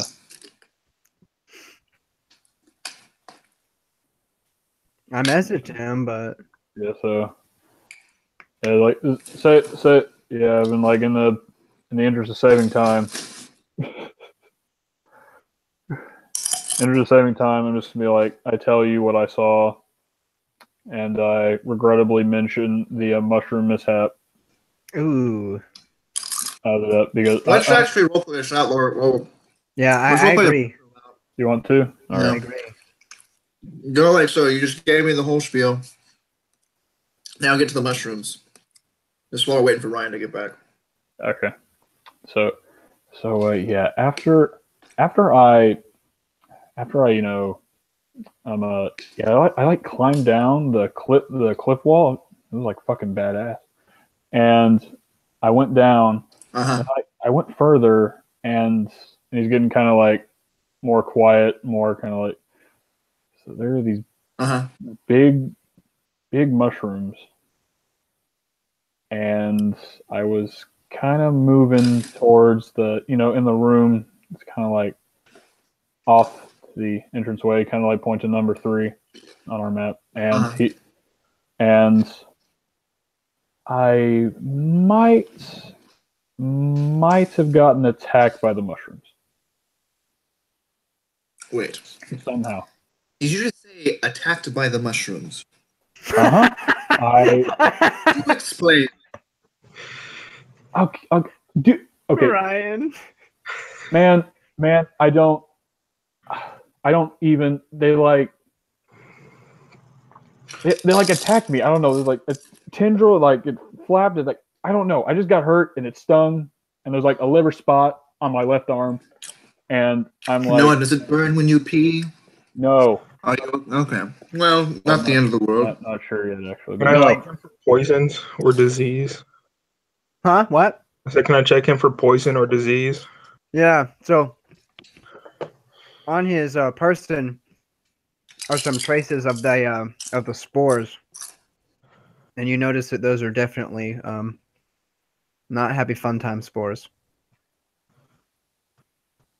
Yeah.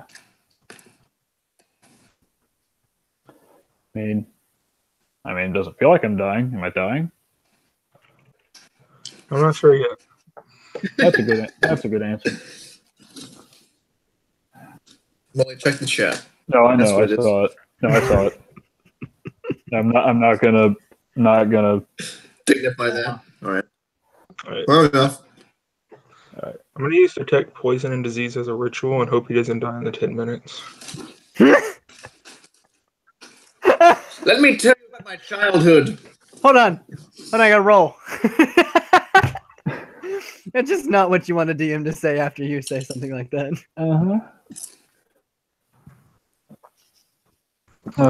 Sorry, Noah. Roll your save or die. Con save. No, you're good All right. for now. It was like, I don't know what happened. Remember I was talking about those bats. Something bit into them. I don't know. Cannibal bats. Something else. I don't know. I don't know. I like threw a bat in there or something. Maybe I don't know. Oh, the You bat. threw a bat into mushrooms. I threw a bat near the mushrooms. Like maybe it set it off because it's a dumb bat. I don't know. And did it eat the mushroom, or did the mushrooms eat it? No. Well, since you got slapped by sure. the mushroom, does your wound look the same? My what? You're telling me you snuck past dozens of humanoids. Dozens of and you were kobolds stuck and drakes, yes. by a patch of mushrooms. After all that, 50 minutes. Okay, You were man. stopped by They're mushrooms. What do you want from me? How about you get out of the way? They're big They're ass stationary. They don't even move. They are obviously not stationary because one flipped out and attacked me. Why did you get attacked by a non-moving mushroom? I don't know, okay? But that's okay. That's not the important Whatever.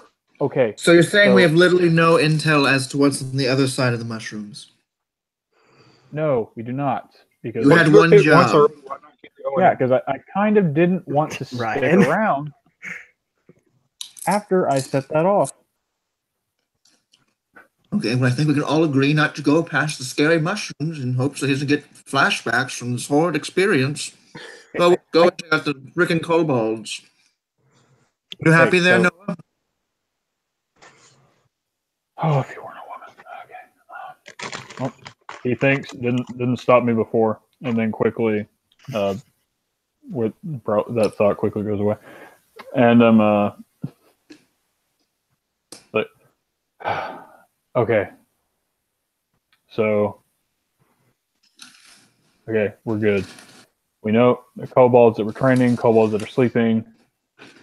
There's one on patrol. I don't know. Kobolds are stupid. I don't know what they thought when they saw the spores. I did throw a bat in there. Maybe they're stupid. I was kind of hoping, but I don't know. And then I don't know what was killing those bats. And I feel like when we go in there, Aubrin's somehow going to set those off anyway. Says the guy that set them off first. I did not set off Said the someone bat. who set off a mushroom. A mushroom!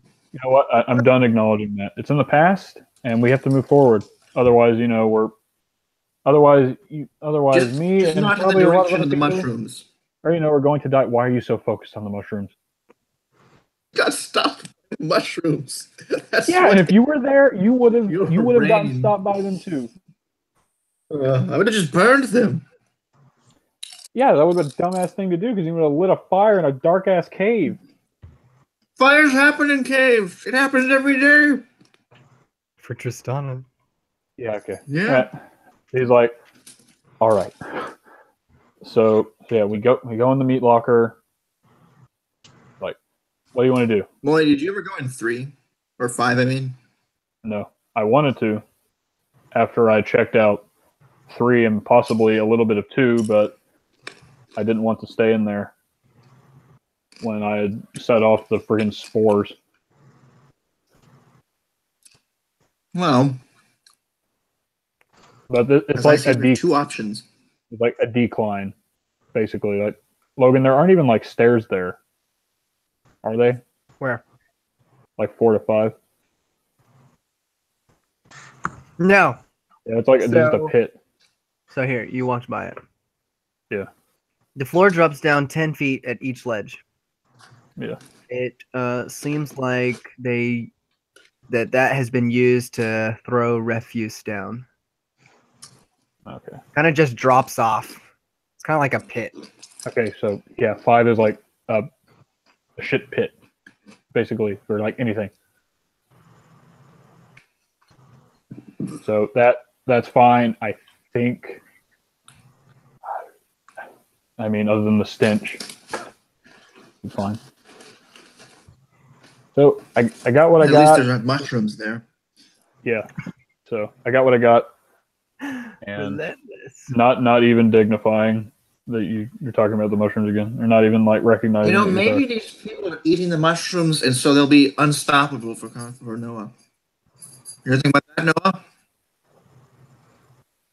he just looks at you. Mushrooms. He just looks at you Anyway, and keeps looking at you. I see it. We have 2 options: kill everyone systematically, or sneak past them so they don't see us.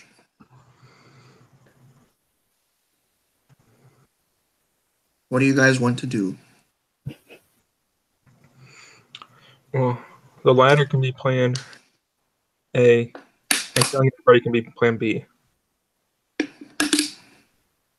It's true, but it could also be a little bit harder if we get, Like, say we go to 7 and we kill them systematically. We could choke them, like a chokehold them, so they couldn't get past us and go warn off others to room 1. If they go to room 6, that's fine. They'll just be more coming our way, but they can't get to the main camp. Whereas if we get caught, say in room 8, well, then there's the chance that someone from room 7 could go out and get some more reinforcements, and then that could be a problem. So If we don't kill anybody in 7 fast enough and they scream or something, that wakes up 8. Yeah. So here's then we could still cut them off. It'd be a better alternative than if we notified somebody in 8, and then they hear us in 7, and then 7 goes to get reinforcements. yeah. I mean, here's the thing. If we can deal with the people in 7, or if we can deal with the kobolds in 7, I can systematically kill everyone in 8 quietly, slit their throats. It doesn't matter. But going into 9, there are guards posted there. It's like they're gonna see us. So we go in, guns blazing. Unless we provide them with a distraction. But anyway, that's first part. Let's deal with 7. Because apparently 8's not a big deal. Alright, so 7. It's all to sneak past everyone in 7. I mean, How likely? I mean, how likely to sneak past everyone in 7? Yeah. I mean, while I was down there, they were. Looks like they were prodding at drakes, maybe training some of them. They were very preoccupied. I know that now. It looked like they were as preoccupied as when I went in and when I went out. Well, actually, no, I don't know that because I dropped down. but I mean, you talk about a distraction. The only thing I can think of in the cave to use to make them investigate is letting the drakes out in 7, because I know there's a key there. I didn't want to take it while I was there. Wait, so these drakes, they're in cages? So there's a stairway. There's a stairway right there, and he points to the map. That is a decline, and at the bottom of the stairs is a gateway that can be opened with a key at the top of the stairs.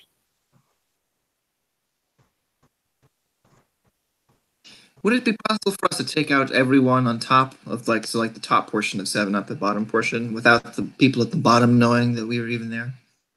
So the people at the top of 7 were prodding at. Were they prodding? They were prodding at the drakes, or were they just kind of watching what was happening? They're prodding. Yeah. So the bottom 2, what were they doing? Were they just they're all also of there? The bottom 2 were kind of the ones doing the main work. The top ones were kind of like making sure that they didn't get out of line. I guess you could say that they were kind of watching, but they did have like long poles. How long, Mr. DM, did it take for? Yeah, I'm gonna butter you up by calling you Mr. DM, right? How long did it take for the kobold to? No. And for him, how long did it take for the kobold on watch to make his rounds? I mean, he's climbing those stairs pretty slow. I don't know. Like 5 minutes. 2-3 minutes. 2-3 minutes. All right. I mean, so. Okay.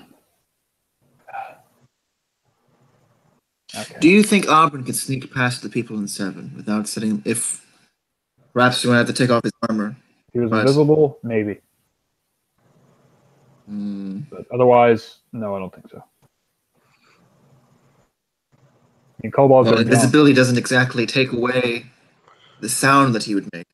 It just takes away the visual. I have a javelin, and you both have ranged attacks. We can just take out all 3 of them at once. And then you said the others were in the pit. And the others are in the pit, so they can't get out anyways. Yeah, no. While the drakes were like, I mean, I don't know anything about the drakes training, so I'm not even like thinking about that. But like, were the drakes like while they were prodding at them, they're just like making drake noises, like snarling, kind of like, like I don't know. Which one? Like the drakes in the pit in 7. Yeah, so they don't like the prodding and kind of like the training and the not, but I mean like kind of like these are the people that feed them and take care of them, but it's remember there were training dummies in there and kind of like they're showing them to go eat people. Mm-hmm. This is Okay, so this is like, I don't know, shot in the dark here. Of how loyal are drakes? Any of y'all know anything about them? I don't. I don't think I like where this is going. No, I'm just saying, if I we think killed kobolds and threw them in there, would they be like, oh yay, new meal? That's where I'm going with it. And they'd be like preoccupied. Well, I don't think that they would, you know. So, is there anything like stopping the drakes from like climbing up the walls in 7, or like on top of to the point in 7, besides the gate? I'm assuming that the wall, that they're high enough to where they can't jump out. Otherwise, that's just poor design. And they I mean, can't drakes fly? no. No, they're wingless. Oh, okay. I guess. They're Well, like- since all of y'all weren't down there, I didn't think to show pictures, but I have pictures of these things. Yeah, they're like guard dog dragons, basically, without wings. Here. Like, How they're tough are drakes, just comparatively speaking? I don't know. I don't think we've ever fought one, so I don't know how tough they are. All right, you see But we know this? this is the drake, just to See know it? like the comparative strength. See the guard drake? It's a rhino. It's a guard drake. It's a unicorn. Guard drake. Freaking That's a Link. lizard with a horn. It's a rhino. The rhino lizard. I mean, The if we, lizard rhino. if we kill the goblins in there, we don't. I mean, the kobolds. We don't need to worry about the drakes. Yeah. Because they're So trapped in the pit. yeah, I don't know. It's just my only worry is that they make some kind of, I don't know how they're trained. I don't know if they like make like a certain bark when it's like they're alarmed or something like that. I don't know. Or if they do, let me just. Okay, so how about this? Why don't you go and kill everyone in 8? Blade in the darkness. Take care of that sentry. Blade in the darkness. Then you'll come back, and we'll deal with everyone in 7 in quick succession. Yeah, I mean, what I could, yeah. So this is the kind of thing. As soon as you said that, he's like, yeah, well, what am I gonna do? I could go in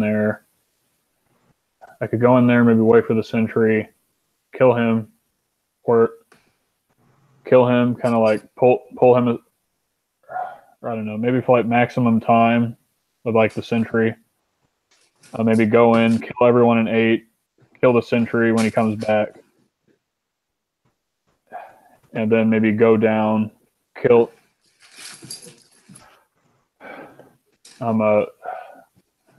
Maybe kill people in 7, kill the kobolds in 7 after that if we have to kill them, and then go to 9. And I don't know what's in 11 or 10 because I couldn't really sneak past 2 kobolds and guard drakes.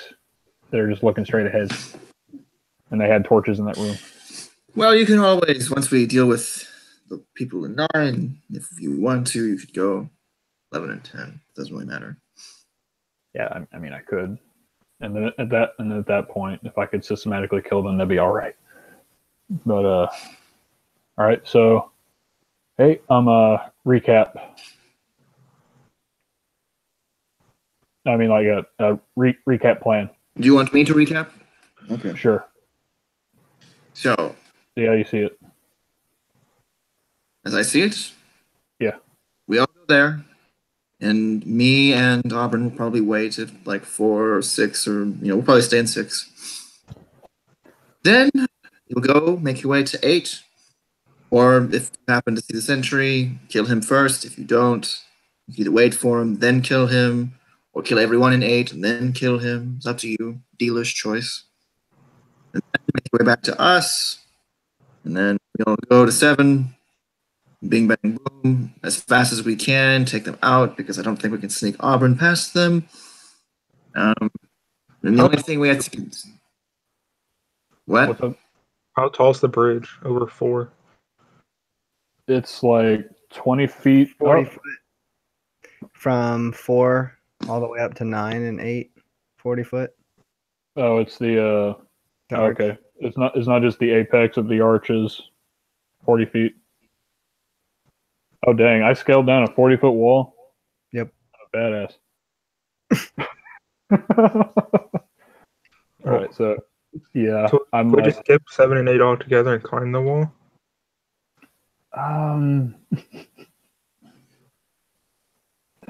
It takes some time. But there's no one there other than your mushrooms. yeah, I still don't know about that. Yeah, and also there are also those bats. I mean, Oh, for the love I don't know what their deal is. of mushrooms, now bats. I told you about the bats. You can kill a man, but not a bat, nor a mushroom. It blows my mind. It's literally beyond my comprehension of you. They're the kobolds, Yeah. by the way. Sweet. Yeah. All right.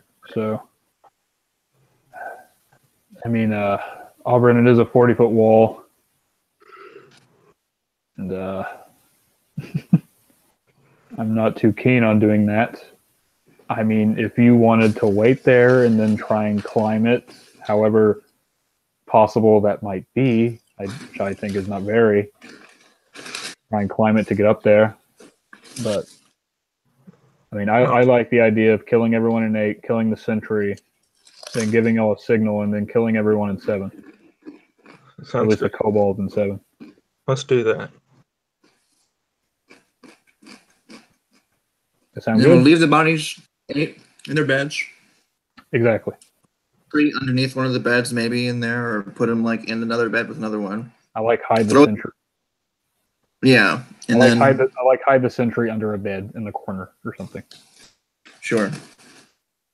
Like just. in And then case. if the kobolds don't chew up the 2 at the bottom, I just set them on fire, and then we can put the other 3 in 5 if we have to, or we can just burn them all in that. The only thing is that the smell might give us away. We'll just leave them there. It's not like they're gonna check. If they do, then whatever is gonna happen anyway. Yeah. So yeah, just saying. I'd stick to your small fire, not your, big fiery I'm explosion. daggers for this occasion, and she flips out. No, I'm slightly impressed. You should be. All right. Don't get any ideas, Carthron. Or Noah, damn it. Aha! You thought It's an Logan. uncatchy name, and Carthron is a catchy name. You thought Logan gave you an out to call me Carthron, but he didn't. All I hate right. you so much. He retconned it. All right. All right. There you go. No, he said I heard it and I still called it Carthron. Okay. All right. So, also, just in case I didn't mention it, going from 4 into 7, there is a line. There's some kind of trap. I don't know what it does. Just step over it. Can you Okay. even see in the dark? No, I can't see in the dark. Well, I'm half a freak, so I don't know, maybe. Okay. So there are torches, dim light throughout. You'll be fine. Aubrin can guide you or something, or I can, whatever. I'll pass. I don't really like the prospect of holding your hand, but if I had to. All right. Anyway, let's go. Inches closer to Aubrin. All right. Aubrin's so- ladies, man. How tall are you, Aubrin? I think we said I was an inch taller than you last time. Only an inch taller than me. 5'11". You're both half elves. I'm like, oh yeah, I'm 5'10". Yeah, and I had 5'11" on my sheet. All right. What was Ryan saying? I'm 6 foot, bitches. Oh, all right. So, It's the heels. all right, Logan, let's go. Everyone else get their tokens on here. So, I would like to take some time to rearrange some stuff. Yeah. But it's really hard because you technically can't see past the corner, but whatever.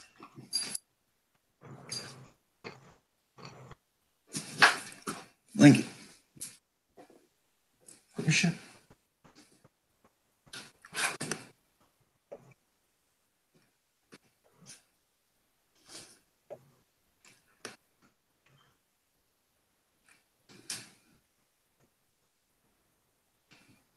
Views.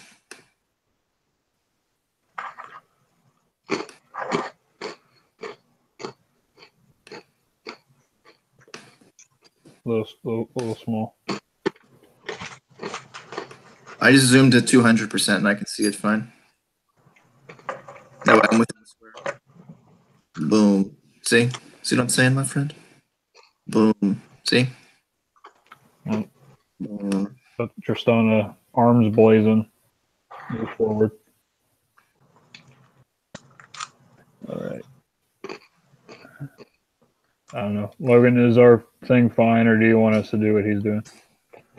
I don't care. Whatever's easier for you. Make myself slightly smaller. Okay. Aubrin can be the biggest because I called him big guy, even though he's like an inch taller than me. I thought you were like 6'2" or 3 or something. Whoa. All right. I'll be bigger to remind you to stay next to the tree. Mm-hmm.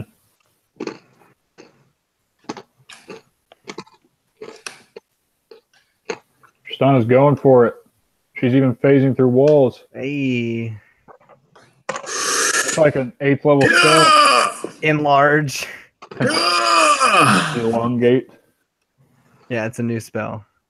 Hello, boys. That she's been working on for any suitors. Uh-huh. Oh, Lord almighty. You're just giving yourself more undos.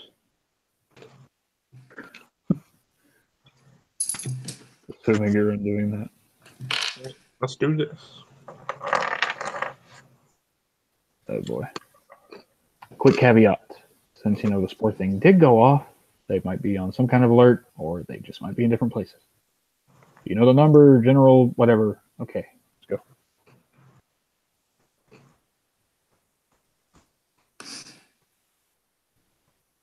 That skill check. That skill check thing only lasted like an hour, right, Ryan? 24 hours. 24 hours. Okay. It's a once in a lifetime ceremony. All right.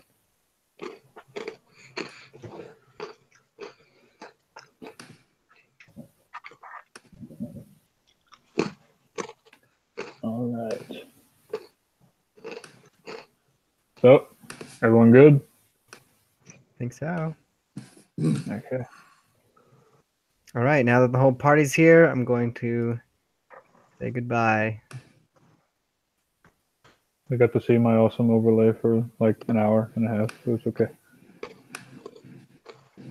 Okay. So, tell me what's going on. I'm chilling.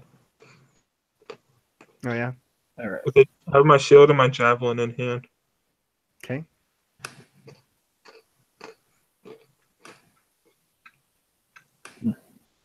All right. Oh. I am where I am. All right.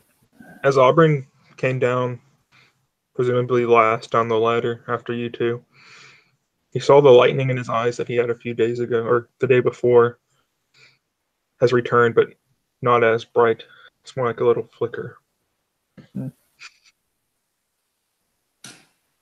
didn't notice. Freaking nice. I mean, not nice.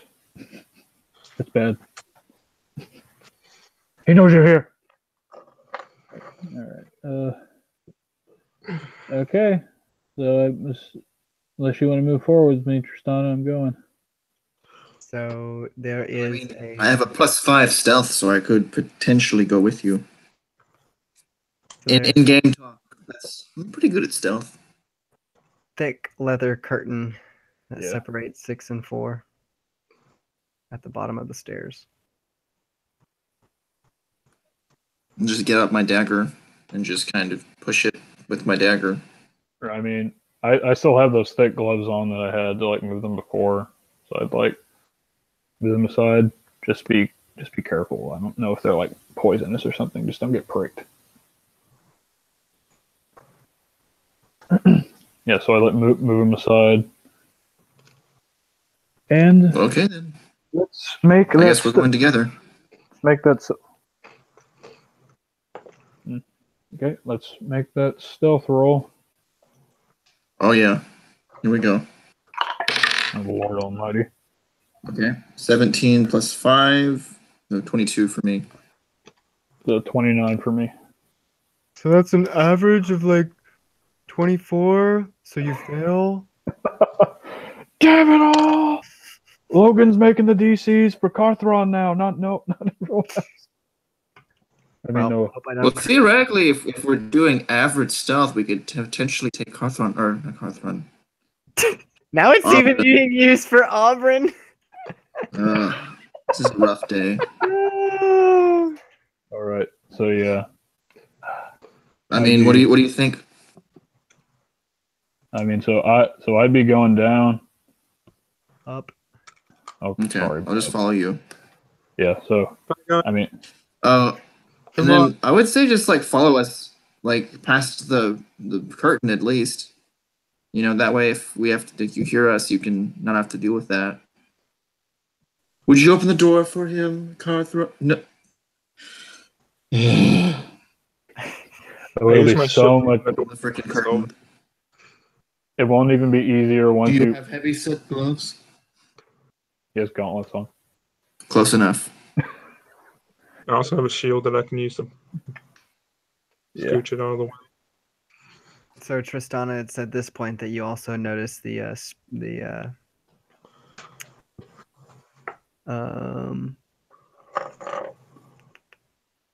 spear with a pitted blade at the top of the stairs.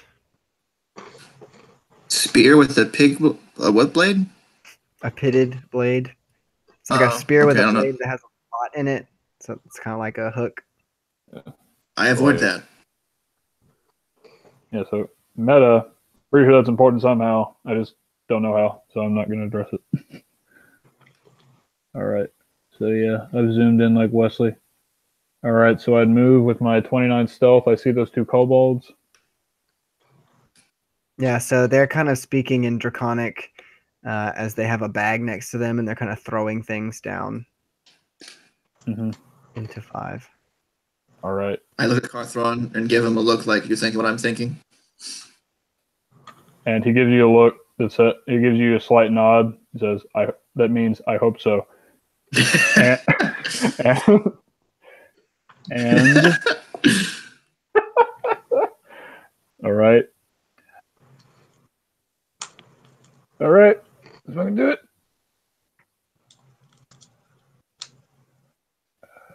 I'm gonna wait for your signal, your lead. I basically get as close as I think is possible without being seen with how they are, and then I gun it. Wait. Okay. What? What? It's not what I thought. I mean, do your thing, because it's anything to you. They're gonna be alerted regardless. All right. I come over here.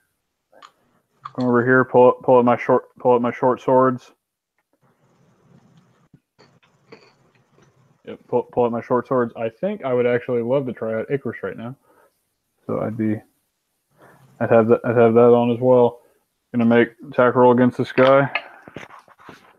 So as you pull the blade out, it's like it cuts through the air, splitting it momentarily. And the blade itself shines with this light that it's very strange, radiant energy in a way, but it doesn't release any kind of bright light or anything like this. Right, because I was about to be like, "Fuck you, Pelor." Basically. And she's like, "What did you expect, child?" I get advantage on this because they don't know I'm here, right? Is that a PHB thing? Well, I mean, if they don't know I'm there. I mean, I'm just asking because the whole time we were doing that, I was like, is that like a thing? Like, it is a thing. Like, if they don't know we're there. That's fine. So I will say, bear in mind, this is just because we're using a map doesn't mean that I'm like full on like we're going by the number and only the number kind of thing. Oh, It's no, just a visual representation. So go ahead and continue. I still encourage you to tell me what you're doing precisely when you attack and things. Is this? Oh no, believe me, I know. All right, so I'm going to use that advantage. All right, so that's an 18 with Acris on this guy. Did you say Acris?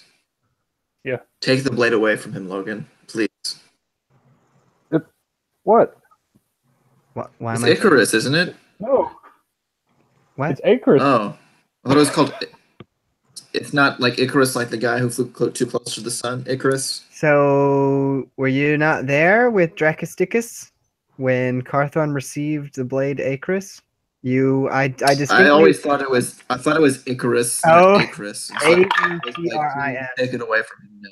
No, I distinctly remember Dracosticus attempting to punch and break open a stone coffin that session. Sure. Sounds like him. All right, so Logan, that first strike will be 20 damage. Okay. First strike will be 20 damage. So if I'm coming up, if this is enough to kill him, just go ahead and tell me. Of course, it's enough to kill him. He's a Okay. winged kobold. Okay, just make sure.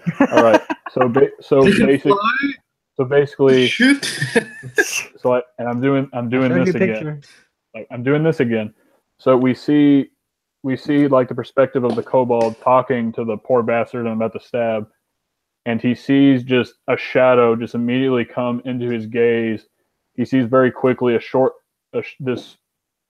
golden short sword, this ethereal blade just stab into the kobold, and I immediately push the kobold off into it, and then from there the shadow would immediately strike out with another short sword at this guy, or with my second normal short sword. All right, so that is a 16 to hit. We work in the dark to serve the light. Yeah, so it's 16 to hit him, and this time it'll be 10 damage. And he does. Dead. All right. So yeah, basically, as I kill these guys, I'm pushing them into the pit. Yeah. Yeah. And I would also throw the bag in there, or whatever. Throw the bag in there. Uh-huh. All right. Yeah, Tristana like kind of round the corner and was ready to kind of like throw a dagger out, but by the time you get there, I kind of see her around the corners at the same time it took you to kind of like run up and like skewer the two dudes, and she just kind of and she sheaths back her dagger. Pretty much. All right. So, sorry. Noah, as you push these bodies down into the this kind of pit, and then take the bag and its contents and throw the rest of it down there, you can tell that they were kind of trying to sift out any last remaining, goodies, not really goodies, but bones and things that they thought looked interesting before throwing the rest of the trash down there. And as you look down there, you can notice a couple, like almost like a glimmering, from a couple different areas down there. He's trying to entice you. Remain strong. Like, no, I'm perfectly all right. Perfectly all right now. So I would. So basically, as soon as this, Tristana, you say you come around the corner about to like throw a dagger, you see me in like the dim light. I give like a thumbs up, and like beckon you towards like the ledge to like hug it. Okay. Yeah. All right. And as soon as we get there, and I see the strip of like a parchment right there, I would. Jesus, Aubrin is huge when we're zoomed in. All right. Okay. So he would point towards that parchment and be like, "Oh goodness." I was like, "Please no." Right. And I'm oh goodness. All right. So yeah. I need to like. Okay, I'm gonna like zoom out. How do I do that? Just go to view and zoom 100 or zoom whatever you want. Zoom 100. Okay. So yeah, I'm just gonna do that. All right. So those two kobolds are down there. I like come down here, look around the corner. I guess I see what I see.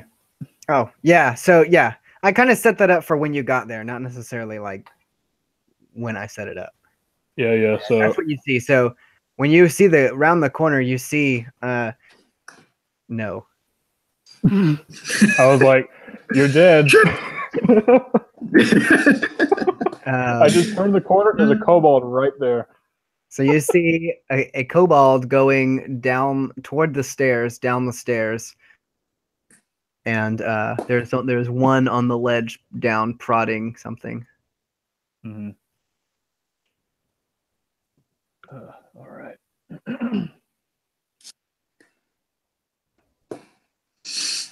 All right. And so I see all this.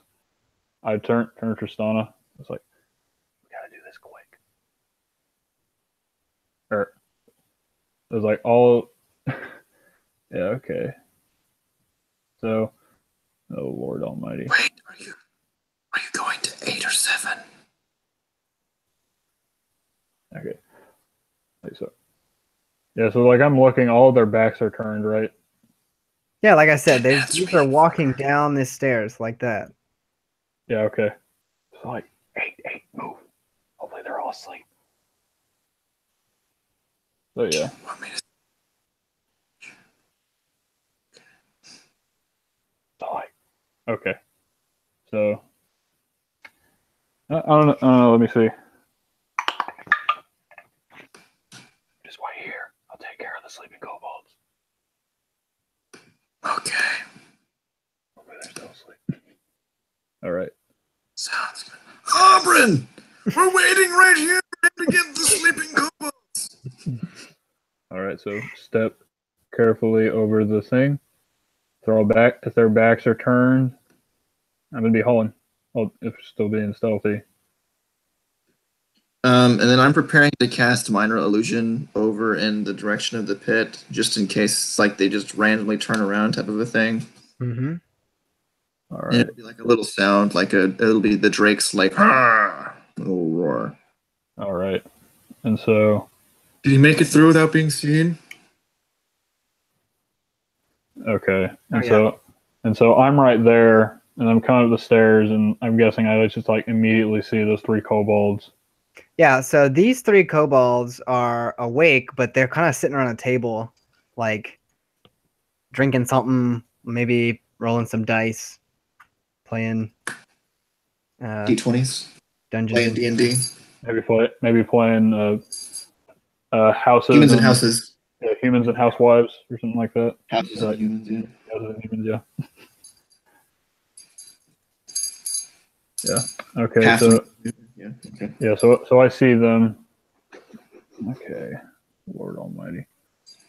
All right. So let's. All right. Let's do this. I come around. I notice their backs. Turn. I'm gonna do a quick. Do I hear anyone coming down? No. Okay. You do hear footprints though, like walking away from you. Okay. And so. Okay. Yeah. And so this is what I'm going to do.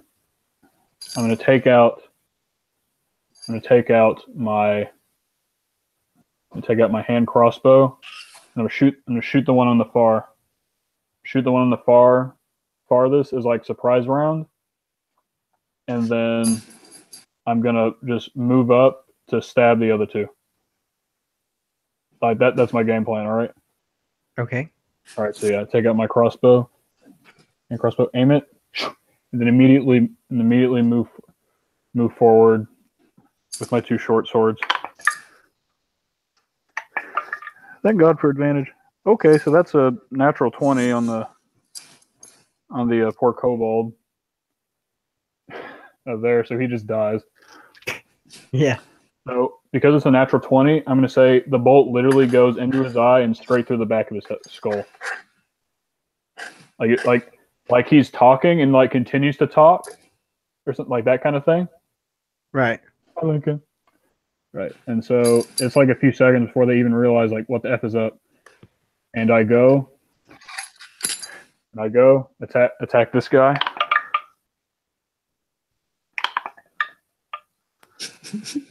All right. So that was like a 20 to hit the first guy.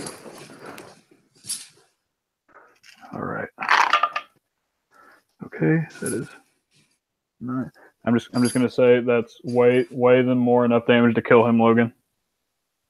And immediately stab him through the head, and then immediately go and slice at the other guy with my offhand. And that'll be like a 22 to hit him. Right, and that'll be 8 damage to that kobold. Ooh. My offhand. Don't say ooh. Ooh. Do not say ooh. Oh, thank God. I was like, please.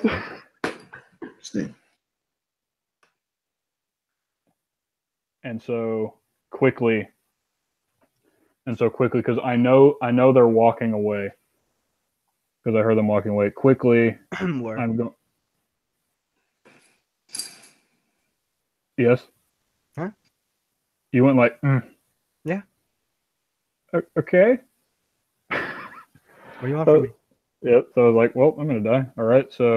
You're going to die. I just let you kill 3 people in like less than a round. All right, Logan. I'm literally going up. If I don't know, I'm like trying to think to like how I might. Is there a torch in here? You know what? No, I don't even care. I just go up as quickly as I can. Literally just plunge my blade and move the sheet. Maybe move the sheet back. Plunge in each of these kobolds. Right? No, actually no. Just sword straight through the skulls of all these kobolds, and just like keep them where they are. It's like, I don't know, it's like bring covers over. Can I just like systematically do this? All right. All right.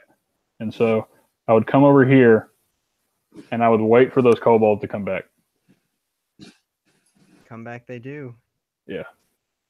And so as soon as the first one comes around, I'd immediately jump forward, aiming for this poor kobold, for this kobold's head. All right, and so enough damage to kill him, and then we got the attack on the other one as I go for him. All right, just like a 17. Okay, and that's another 8 damage to that kobold. Ooh. All right, and so basically. Yeah, so basically what I would do, I would just drag those kobolds around the corner real quick.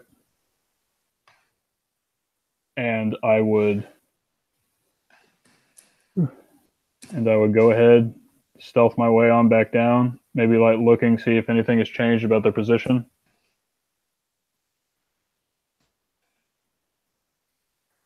Yeah, I would ask if Electrostana could see this, but she has, I don't know if there's like a torch there in that area for her to see. Know what I'm saying? Yeah, I don't know. It's a Logan question. I mean, it kind of goes down from there. If she would move more into the room, she might be able to see it, but not from where she's at. All right. Yeah, she wouldn't know to do that. Yeah. All right. So you'd see me come back after like a minute or two. And I was like, okay, the watch kobolds are dead. All the kobolds that were sleeping are dead. Everyone's dead except the ones in 7. Okay, let's go. Everyone is dead. Everyone is dead. Very much. Let's go get Aubrin. If Aubrin's like at the top of the stairs, he has dark vision, so I'd like beckon him.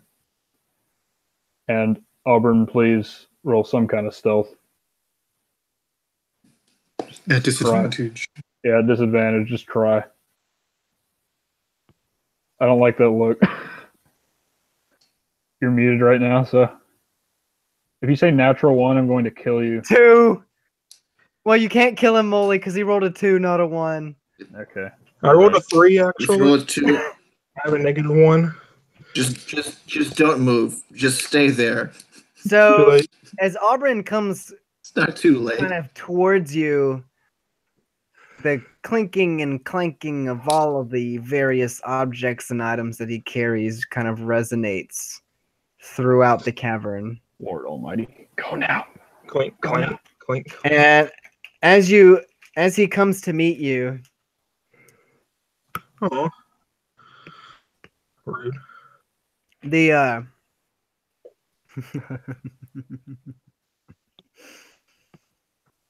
so The as he intelligent comes to meet weapon. you, The intelligent weapon at the top of the stairs comes to life and kills us. the bats on the ceiling Yep. scurry every which way.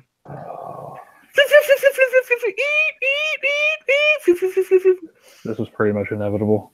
And All right. and they cover all of your vision. Lord Almighty. And You just have to amidst, remind me of my disadvantage. and amidst this, these flashes around you, things that are only a little bit smaller, larger than the bats, kind of Oh, no. flash around you. And I will show you what they look like. Zubat, isn't it? Please show a picture of a Zubat. Zubat. Close enough. Freaking worthless. So this is what these things look like. They're Oh, size those things tiny. terrifying. They're freaking terrifying. They're size tiny, so they're really similar to the size of the bats. Yeah. Okay, it's called a sturge. Dirge. All right. Okay, so as this happens,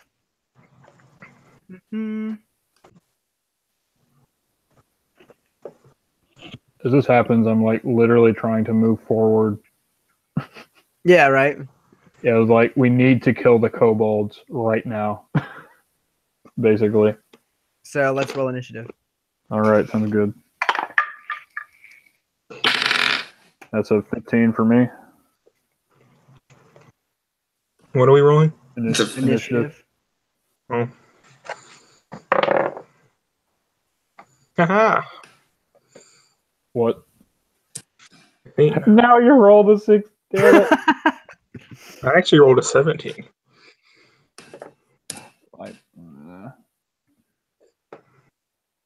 Well, Wesley was going to defer anyway, right? Molly. No. Yeah, I know. What? Oh, I said 15. Chat. Write it in the chat, dummy. Okay.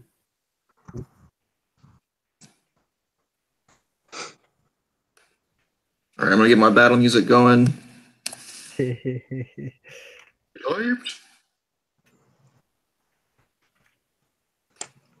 Can I spell? No.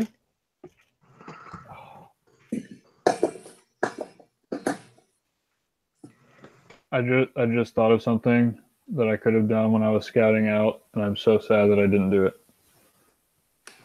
All right. Okay. So let's do this. Aubrin.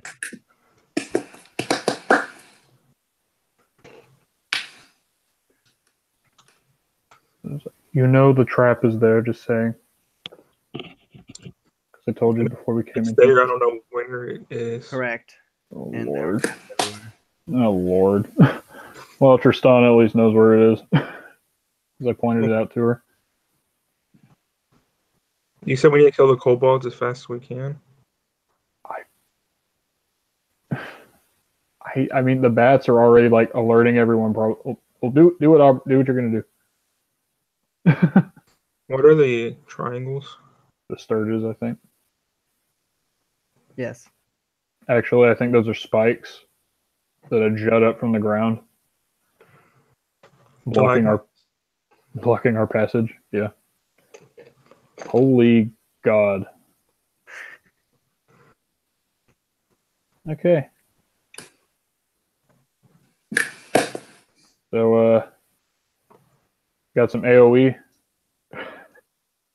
That isn't. I want to waste AoE on freaking 1 hit point Sturges. That is not fireball. All right.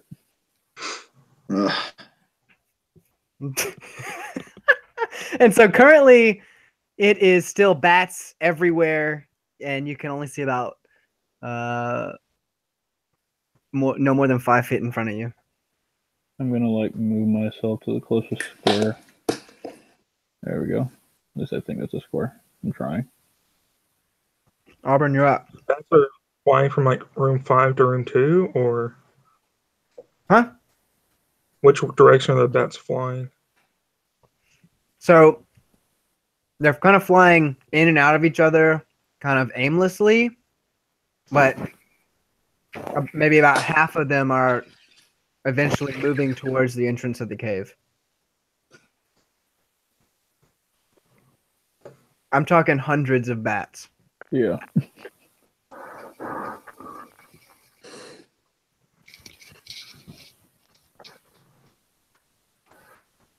I have a little bit of AoE, but it's kind of loud. Not perfect work. Cave rumbling loud. I cast thaumaturgy and raise my voice to its absolute limits. Here we are. Have at thee. I am here. I'm just gonna move myself out of the bats, Okay. and I guess I'd stop her next to Carthon. All right. No. Actually, you do know. Which way are you facing? Are you like? I probably have my back towards, my front towards the bats, like Okay. protecting my face with my shield. Yeah. Okay. So I have a javelin in hand. And then? Am I still in the bats if I can make it over here? Yeah.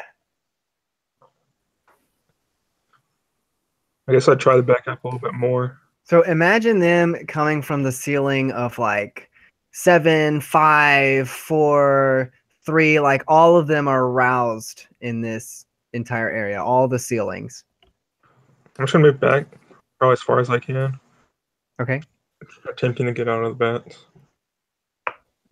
It's a free action to say something right. What? It's a free action to say something right. I mean, whatever. Crap there. Step over. Damn it. Yes, I would have heard you, and I would have taken a small leap backwards as you said it. Attempting to jump over the trap. I mean, is that fine, Logan? You're Like, good. Don't worry about it. Okay. I'll tell you if you need to worry about it. Okay, I'm just making sure. I got you. All right.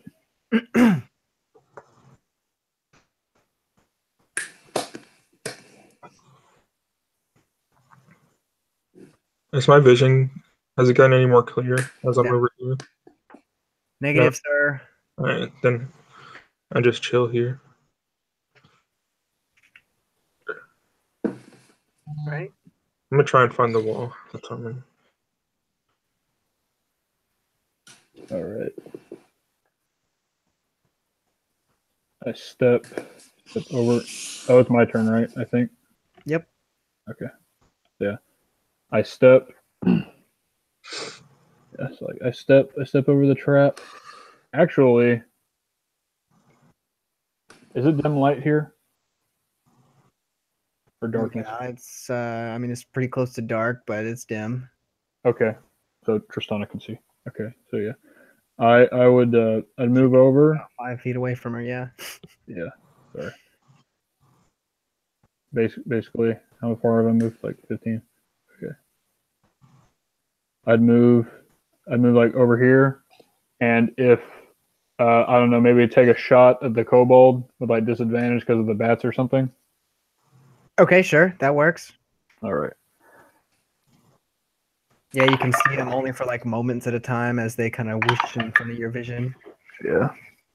Does a 12 hit the kobold? Negative, sir. Damn it. All right. So yeah, you see the crossbow bolt like take out a bat or something. Rip bat. Freaking Minecraft bats. All right. So yeah, like, damn it. And he would try. Like I don't know. He would move. He'd move over here next to the tree, and wait, or kind of like get across. Maybe, maybe just okay. Sorry. Like quickly stow away his crossbow and like get out of swords.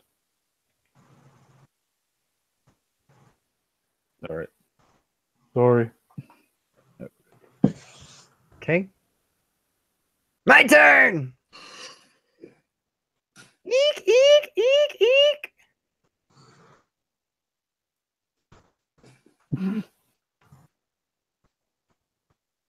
Yeah, I was like, this is how Tristana dies.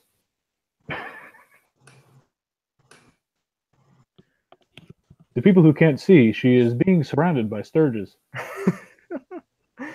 And so are we. Okay, so the Sturges kind of just go every which way, seizing their opportunity on little meat bags that you are. Okay. Ho! Ho! Ho! Got him! Crit! Who is Remember got? the days when you had to confirm crits? Who is? Oh yeah, right. Who is him? Got him! Okay, Him. so that's gonna be my. And I'm gonna roll for. All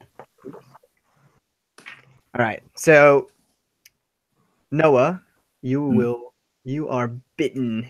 Mm-hmm.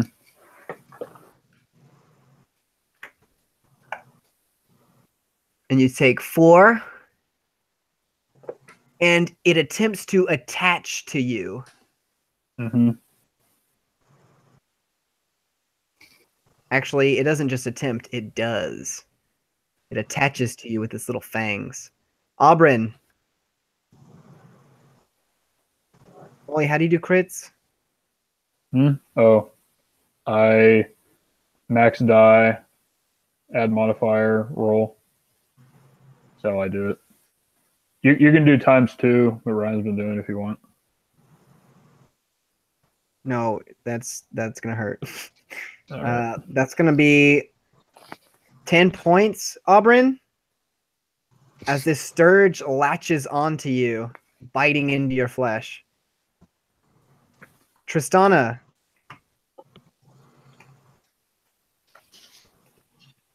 You take 9 points as 2 sturges they latch onto you on either side of you. In this filthy, reeking, nasty cavern with bats everywhere and guano. You know what guano is, Tristana? That's bat poop. It's all over you now. Yeah, probably stepped in that shit. Oh, and I gotta roll for my kobolds. Oh, dude, what is up with these crits? Yes, crit the kobolds. The kobolds were just crit and another 19. All 3 of them attached to these kobolds. Oh my gosh. Are they like dead? No. That'd be funny. Yes. Yes. I almost killed all 3 of my kobolds. What the frick? What do you mean almost? Take them off. That's really funny. So those sturges are sucking the blood. That's hilarious, dude. Those sturges do way too much damage. All right. Now I will... This one is going to attempt to attack back. Okay. And... Yeah. So... that one dies. This kobold runs over to kill this guy and this guy. and the guard drakes go crazy. But here's the thing: the gate was not shut. Rip Hodor. I mean, what?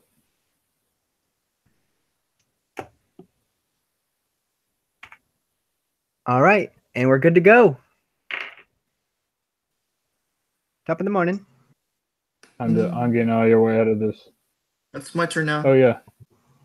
Sorry, Top of the morning. Sana. So I didn't say a Okay. name. Okay.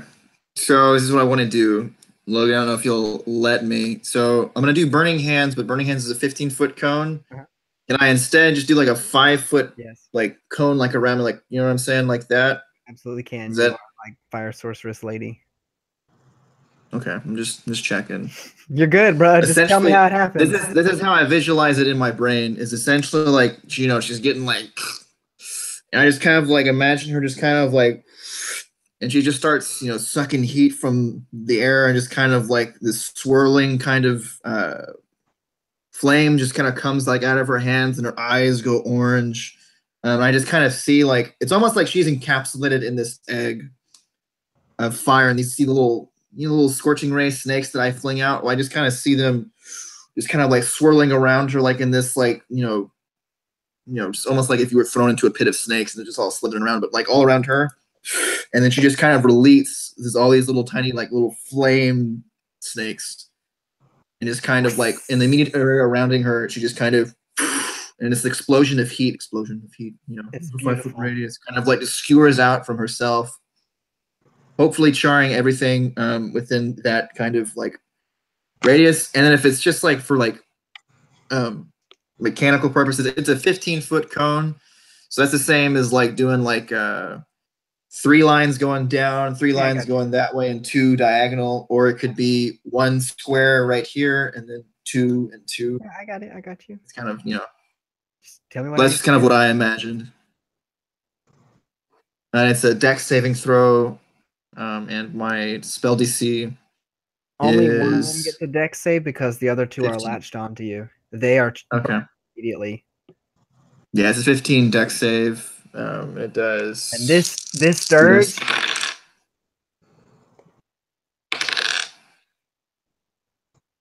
Huh? You say something? yeah, you immolate the 2 next to you. They're barbecue, along with about Sweet. Okay, yeah, and 3 dozen bats. yeah, the total of 10 if they fail, and 5 if they succeed. All right. So now this Sturge actually flies away from you and into the thick of the bat swarm. Okay. Very nice. And then the guano is somehow explosive. Don't tempt me. Fun fact: bat guano is one of the ingredients for Fireball. Lipstick.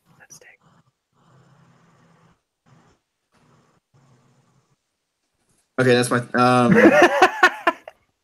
I mean, I'm just kind of role playing me being surrounded by bats. I wouldn't be walking towards any type rope like that's right there. I would just be kind of like, the whole point of like that explosion thing was to get every living mass thing that's around me away from me, so I can get a clear set of vision. So did I succeed in that?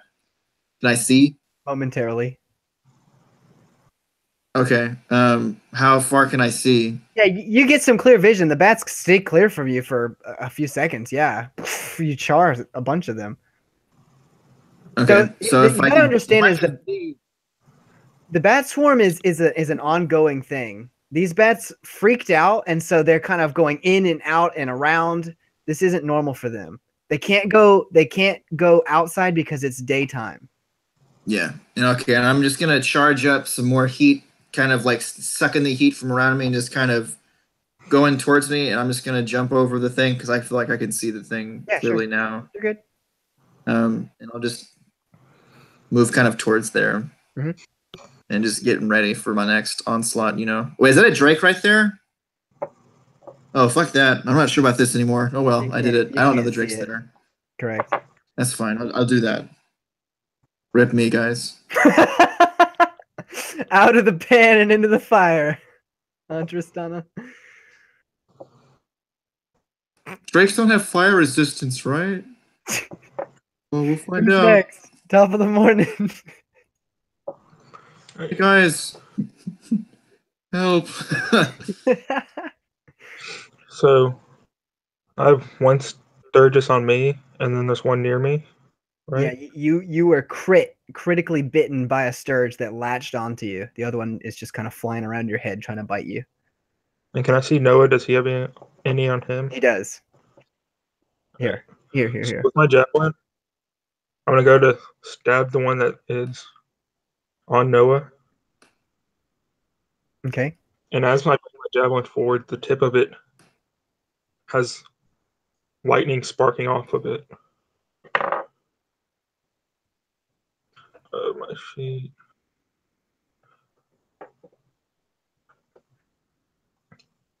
That's a 23. Okay. It's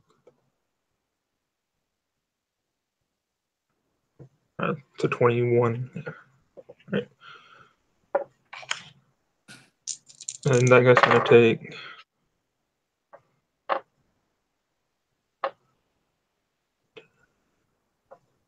13 damage. And what are you doing with the javelin precisely?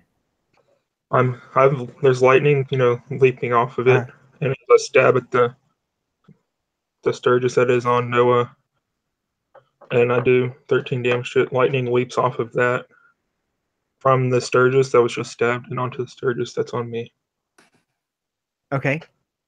And it does 12 damage to the Sturgis on me. Wow, more than the one that you even hit with initially. Yeah, so they are zapped like a bug light with a nasty shrill as they fry and fall to the ground. Yeah, and if you see Aubrin's look, the lightning bolt has grown a little bit bigger, and he has a look of uncertainty on how he completely did that. It's like he's almost not in control of this lightning. Noted. He doesn't know where this power is coming from. All right. Anything else, Aubrin?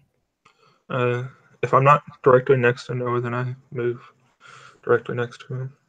Don't worry about attacks of opportunity or anything like that. These things they'll act on their turn because they're flying. All right. Okay. Okay. Noah. All right. All right. So Acre swings through the air at one of these. All right. Does a 14 hit the Sturge? Yes. Okay. All right. Let's not forget. Oh, hello. Okay. Okay. So that's a 26 damage to that Sturge. Yeah, Ryan, I understand. I caught on to that. Really? Yeah, to the left.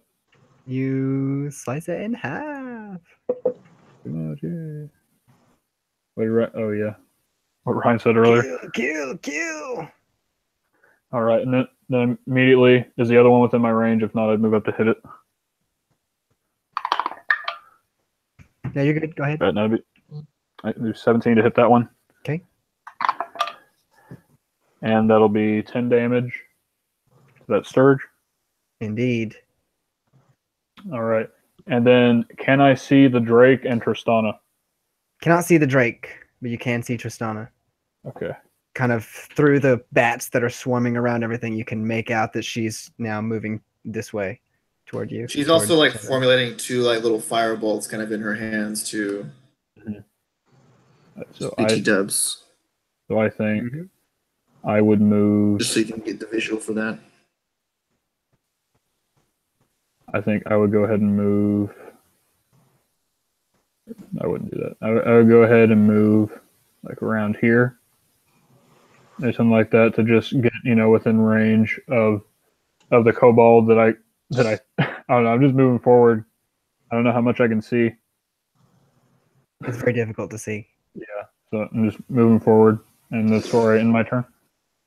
Okay. My dude.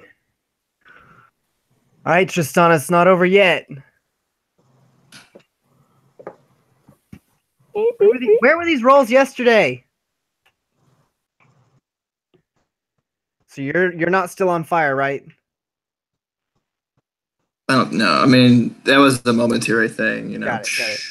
So unfortunately, another Sturge comes in and latches onto you like your arm, just a little petulant thing,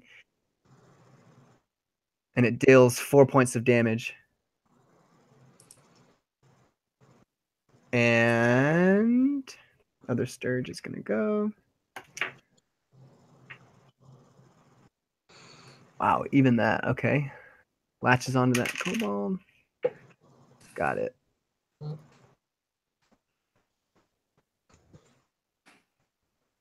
Okay, now this kobold is gonna attack the Sturge and miss. Occupied. So this guard drake makes it to the top of the stairs. But it's kind of like it's not like it's really disorientated by the bats. It's kind of just like randomly growling and roaring and kind of swatting at the air around it. Another one follows up, and the other one is toward the stairs, but you cannot see down there. And this kobold takes off to help his friend out and kills the Sturge.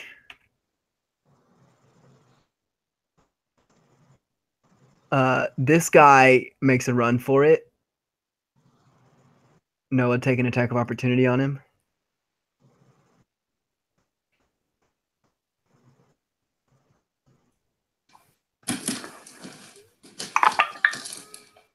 Yeah, 10 damage. He doesn't make it very far. Yeah, All right, so go ahead. Yeah, I just see the kobold running through the bats, and I just immediately, quick as lightning, just bring out my short sword, kill maybe like three bats in the process, get it through his chest, pull it back out, and he just falls to the ground. Pretty much.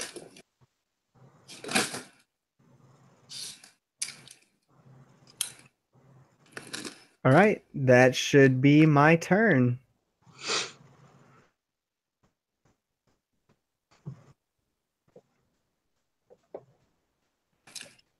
Okay. Thanks.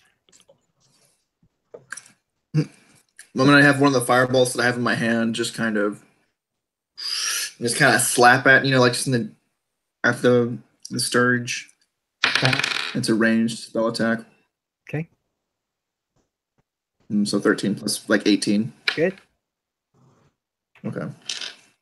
It is charred to pieces. I know you want to roll damage. You can if you want, but it's a minion. I mean, I already got him for 5 before, so yeah. I was There you pretty go. sure he's gonna be dead. And I can see the Drake in front of me clearly, right? Like it's not like no ifs, ands, or buts about that. Yeah. This creature is just kind of in front of you, growling and snarling, and it's mad, but it's like it's not like looking at you. Per se. I run. I'm gonna jump over the little rope thing, and I'm gonna run 30 feet back over here. You weren't gonna pet it? Try to hide behind it. No. I bravely run away. He bravely ran away. Oh shit! Jump over the thing, run, hide behind like. Shh. It didn't see me, right? Well, with all that moving, I think you got its attention.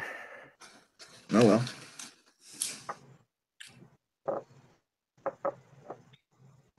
Are you good? Nice shit. Okay. Aubrin. All right. Tristana may have had his attention, but I'm gonna really get his attention. Please do. I'm gonna move up and take a couple. I'm switching from my javelin to my morning star in the process. Okay.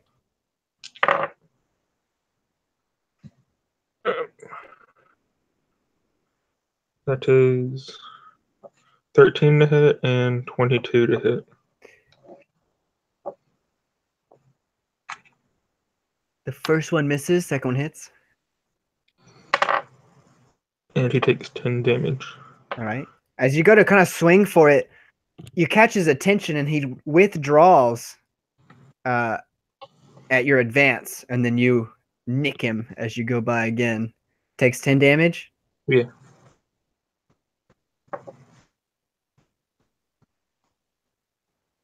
All right. Very nice. We up next.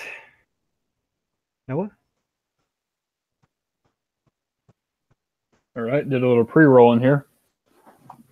All right, and so I don't have the best view, but I know that this Drake is snarling like around like this, and maybe I could just like catch a glimpse of Aubrin. Yeah. Like playing this thing.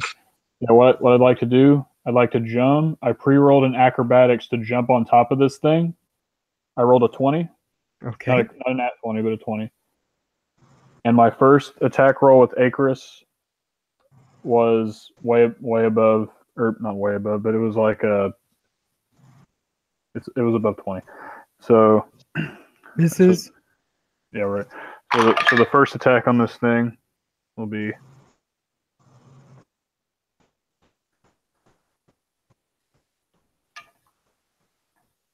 that'll be 18 damage. Didn't roll too hot on the sting attack dice. And the second attack was a natural 1. Do you have a chart for me? I don't have a chart. I have a chart for melee fumbles. Can you link me? Yep. Yeah. It should be noted that was with my offhand short sword Got it. attack on this thing. I just like the little random things. Yeah. If it's ridiculous, I'm not gonna do it. Yeah. I also got to remember I'm on top of this thing, so I can see. How Yeah, this I'm like this thing is size. I mean, it's just medium. Like it's not like it's a big thing, about the size of like maybe a tiger kind of thing. Yeah. So wider. Yeah. I could just see so many ways that this could go wrong. You wanna try your animal handling? Oh. Or what's it called, Ryan? I linked it in chat. Oh. Thank you. All right, Logan. Roll that D100. Boy, you bet. I'm getting the natural ones out now, right? That's how it is. If one of them's like real bad, I choose whichever one's closest. Wait, does the player roll or the DM? Either way. Hey, go ahead and roll, Molly. All right.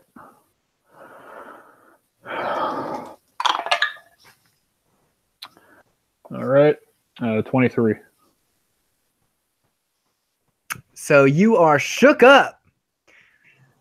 Describe to me how you are stunned for 1 round. Oh my lord. Okay. So, I see you being like super discombobulated by this thing. Like you jump on it and it freaks out. oh, believe me, I know. And so I sink Icarus into this thing's into this thing's shoulder blade, and as soon as I go down for the second strike, it rears back with such force that I wasn't expecting. This thing is a lot stronger, and I literally I fly back and hit this wall right here, and just completely flat back against this hard stone wall, and just the wind is knocked completely out of me, and I just fall to the ground. And I'd say that the short sword that I was going to attack with is gone. Maybe I still have Icarus in my hand. I don't know, but I'm on the ground, discombobulated, out of air, just choking and like gasping. Yeah, as you smash against the wall, and this thing is not happy. You're not stunned for the next round, but you just can't do anything else this round. Mm-hmm. Okay. Okay. I guess it's my turn. All right. So, the one that was just being rode turns to take a chomp at the one that's on the ground. Can I throw my shield in there? Try Yes, and impose you can. disadvantage? So you will negate my advantage for him being prone. Good job, Aubrin, because that was a 2. Hey, And on the first one, Thank you, Tree. and he's got multi-attack. Damn it, Tree. So Ryan, you're gonna take the tail because he missed the bite on Noah. okay. 16 misses you, son of a gun. I'm sorry I doubted you, Tree. Thank the tree again. His This branches thing is are gonna long. jump on you On me? With- No. with its multi-attack. And a crit and a hit. So the Beastie Boys buddy goes to town on you.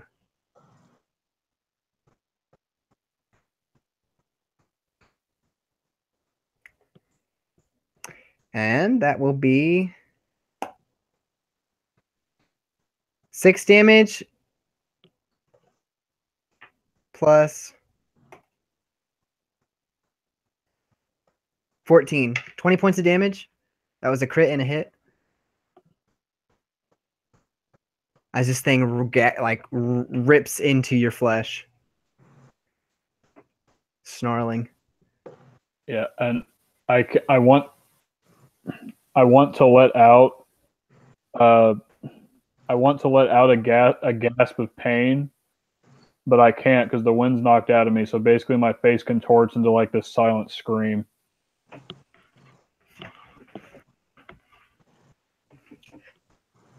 And I'm just kind of lying there right now in agony. All right. I end my turn. Tristana?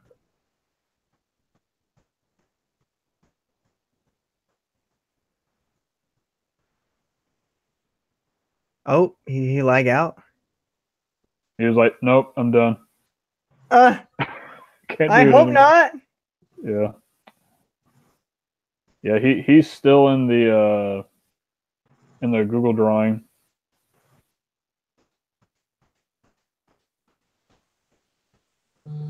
Sent that same thing to Ryan earlier. Sorry about that. It just literally just like went to a different web page. I don't know. It's bizarre. Yeah, like, Right. you were literally about to say something. Yeah. And then Yeah, that was stupid. Okay. yeah. I hate to waste this on such a crap little thing, but I don't really have a choice. So I'm gonna do some scorching ray nonsense. I'm gonna fireball because I really can't see anything past this. What's it Right. called? The stairwell.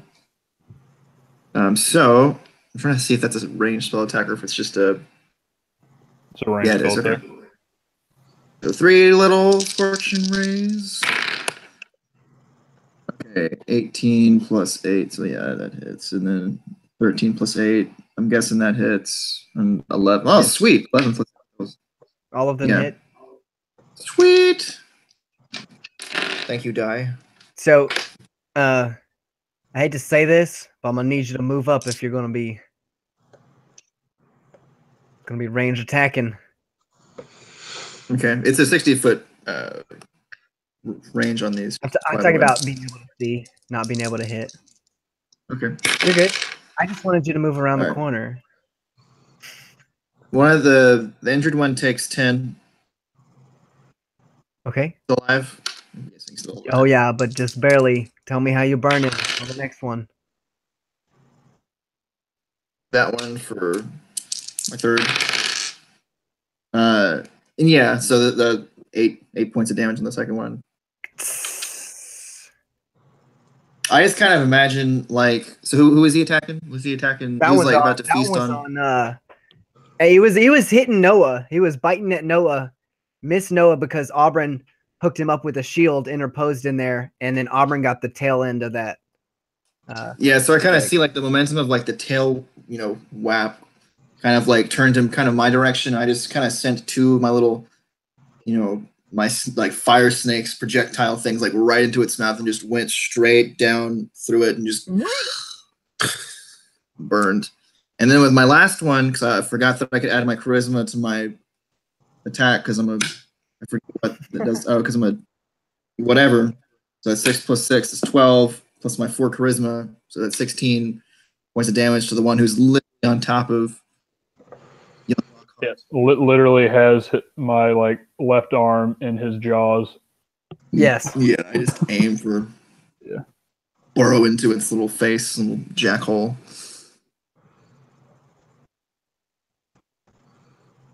All right. Good job. Yeah, Are you good to go?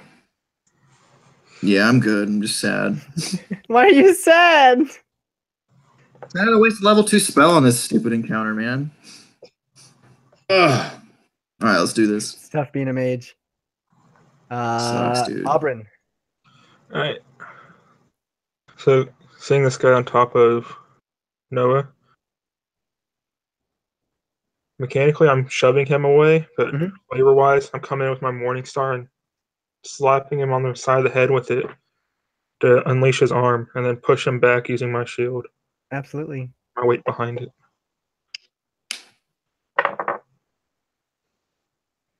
16 athletics. Okay, you passed or you beat it. Right. And so I'm shoving it back. So you shove it into this wall, and it definitely is no longer biting at what the F. It's no longer biting on Noah. And go ahead and roll me a damage for that. What kind of damage? Just roll your damage die for the Morning Star.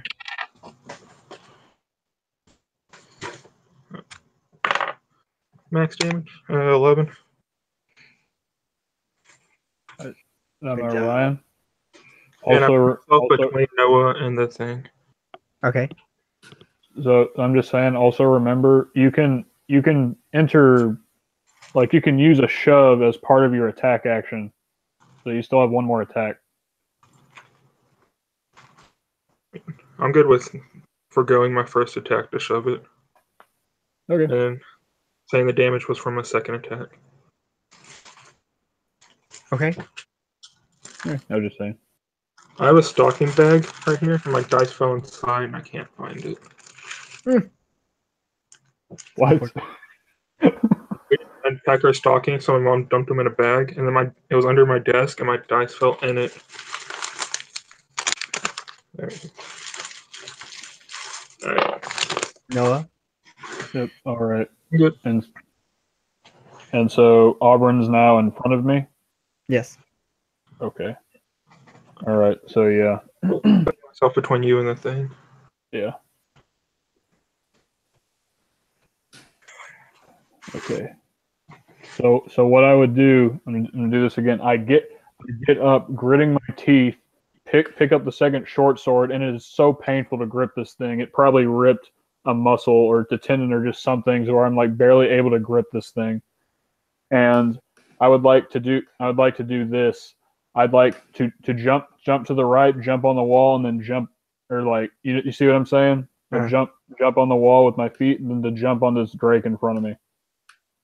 To get around Aubrin. Into the fray. Yep. And that'd be a 20, not natural. Okay. All right.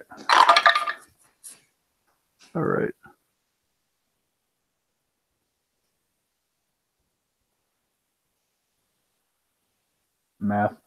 All right, that's 22 damage. Ooh.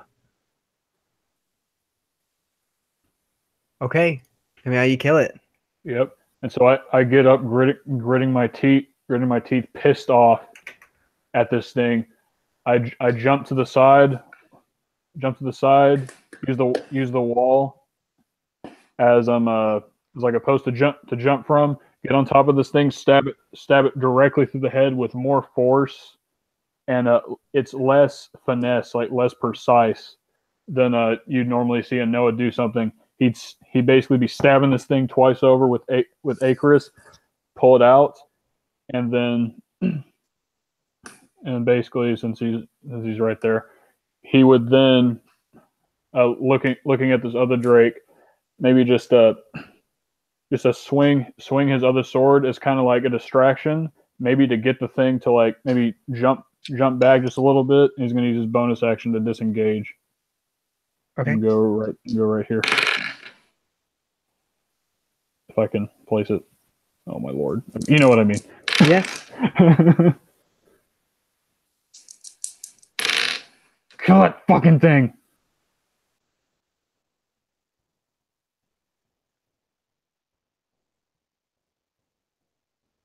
Tyranny of Dragons is not for a PG audience.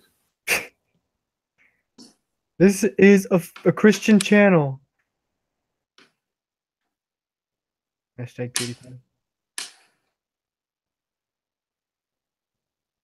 Did you do damage, Molly? No, I was. It was just a flavor thing. I was using my bonus action to disengage. Oh, got you. So that he Sorry wouldn't for get the an long opportunity silence. I attack. was like, how long is it going to take you to do damage? Oh, sorry. Yeah. Okay, so it'll be my turn. Aubrin, prepare yourself.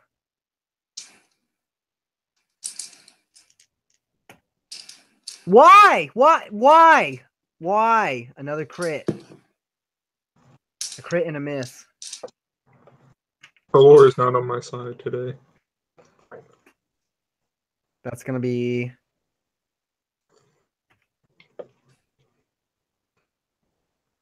16 damage. As this thing jumps on you, Aubrin, kind of almost trying to pin you up against the wall.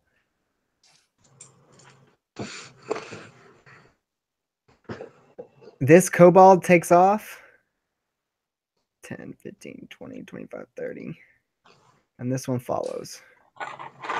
Basically, they run past you going, "Ah!"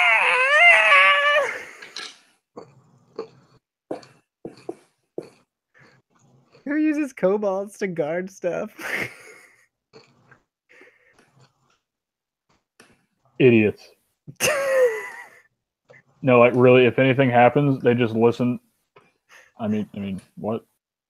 Okay, that's my turn. Okay. I'm going to move 30 feet towards these two kobolds, or however many feet I can move, and the bat, whatever this is. So, they're fine. And I'm gonna twin two fire bolts. Okay. 9 plus 8, so it's 17, and then 10 plus 8, 18. Do those both hit? Absolutely. Sweet. Okay.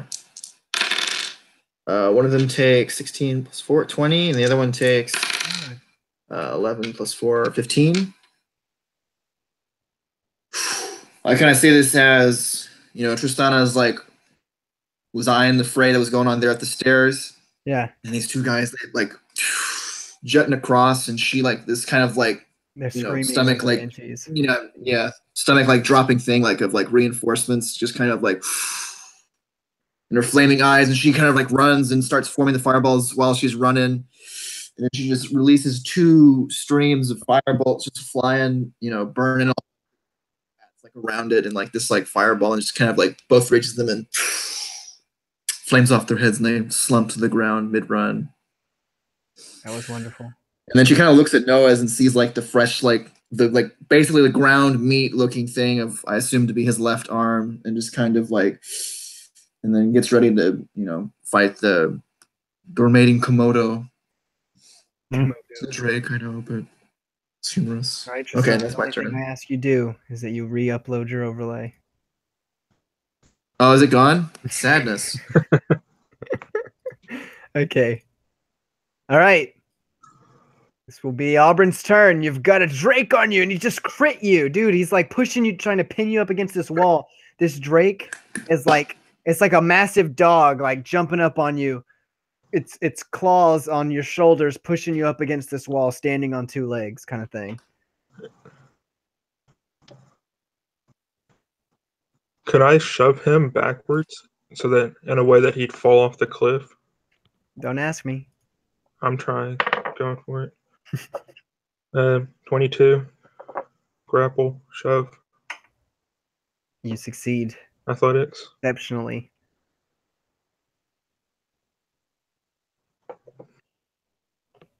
What was that? You succeed exceptionally. So as I shove this thing back into its pit, I'm gonna run downstairs and close the gate on it and leave it to starve. Okay, it's going to take 1d6. Takes 4 points as it falls down. I'm also gonna smack it as the latter part of my action because it's mean. I do another 6 damage to it. Okay.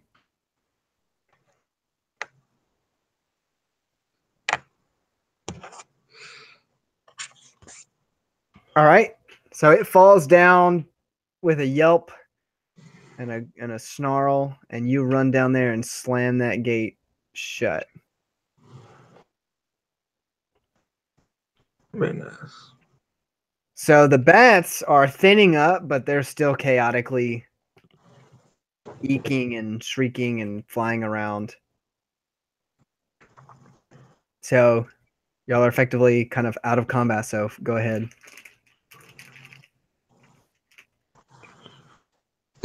Alright. How much? Sorry. I'm down 26 HP. What about you? I am hurting. I'm oh yeah, so for whatever reason earlier when I took that necrotic damage, I like took it out of my maximum HP for whatever reason. Alright. But anyway.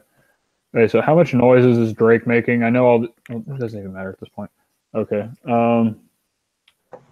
But yeah, I am looking half down.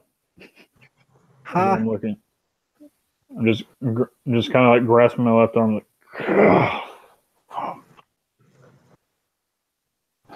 fuck that thing.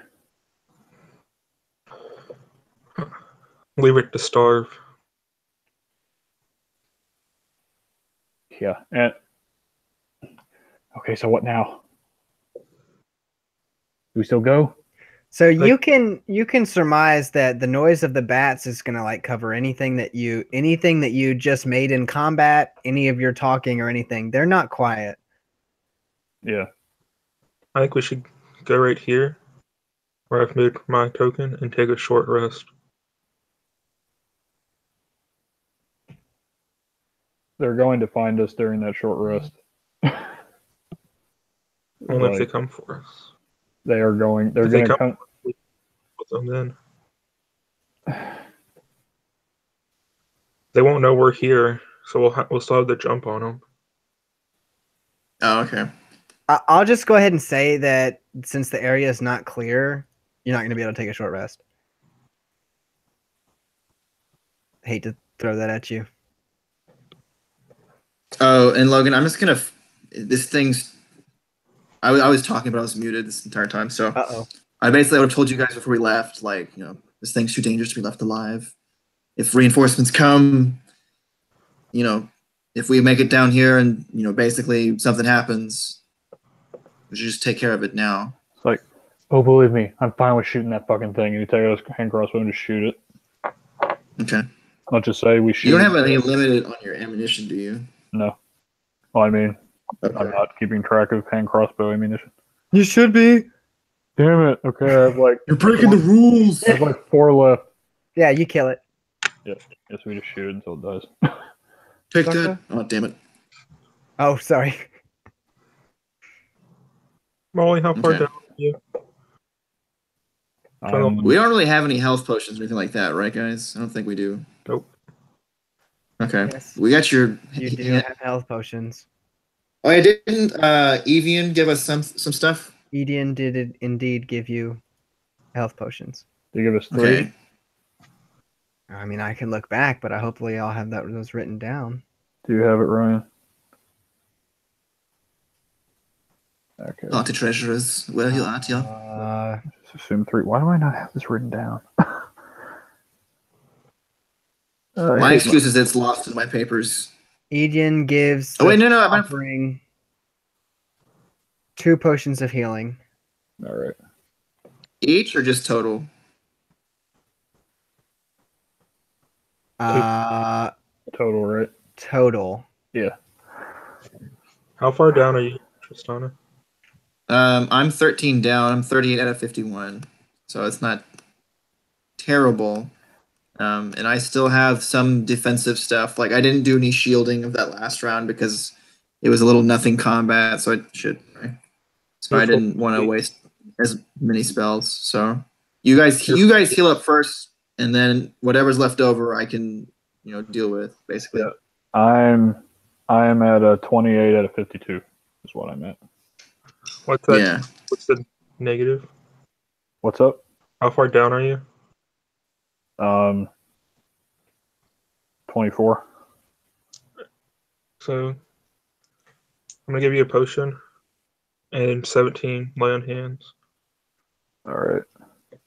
Well, wait. See how much healing I get. It's 2d4 plus 2. Is it a right? normal healing potion? 2d4 plus 4. No. Sorry, I wrote special parameters for it. Sorry. It. Well, sorry, not sorry. Special. It helps you out.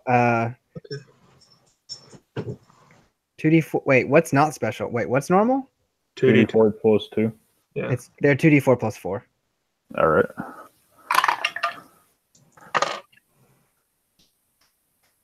All right. Oh, double 4s. Nice. All right. So that is 12 back for me from the healing potions. So I have 40, Ryan. Out of how many? 52. That's the 12 difference. All right, so you're full health. All right. Tristana, you're full health. What about you, Ryan? Working on it.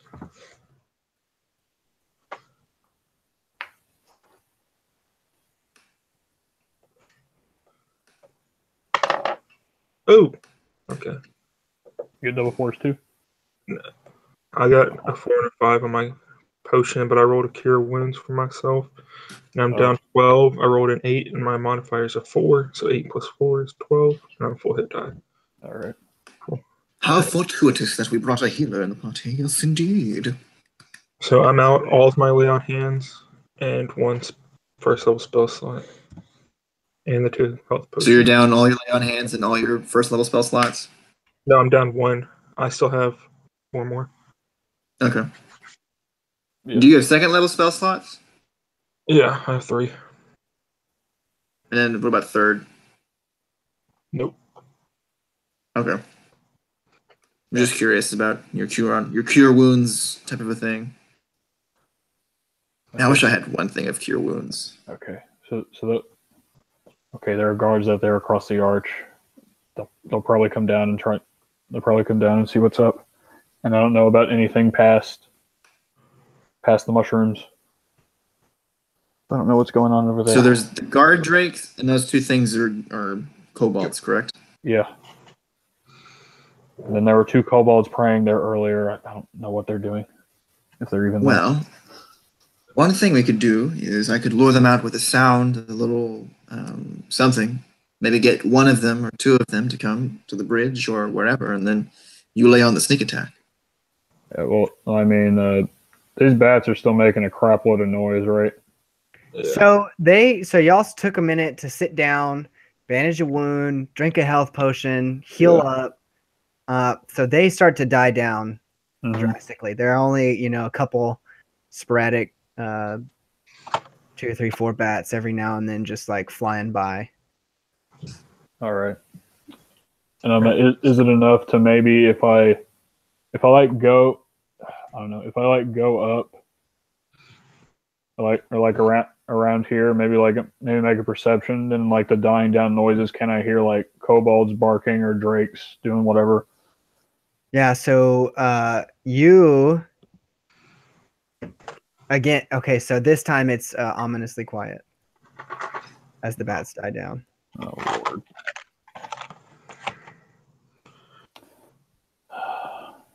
I think we should just go in there guns blazing, as they say. Who says that? The 21st century, I hear. What is a gun? Yeah, Yogi! Yeah, so I was like, Tristana goes in arms blazing. Pretty much, yeah. Yeah. Then you have a shot. And it's still a pun because arms. Yeah. I mean, here's how I see it. At best, they probably alerted in the cathedral. At worst, they've alerted cathedral and the camp. That's the worst right now. All right. And you have a javelin, correct? Ryan? Mm-hmm. If they leave, we'll know that. If we leave, they'll know. They'll be able to do countermeasures anyway.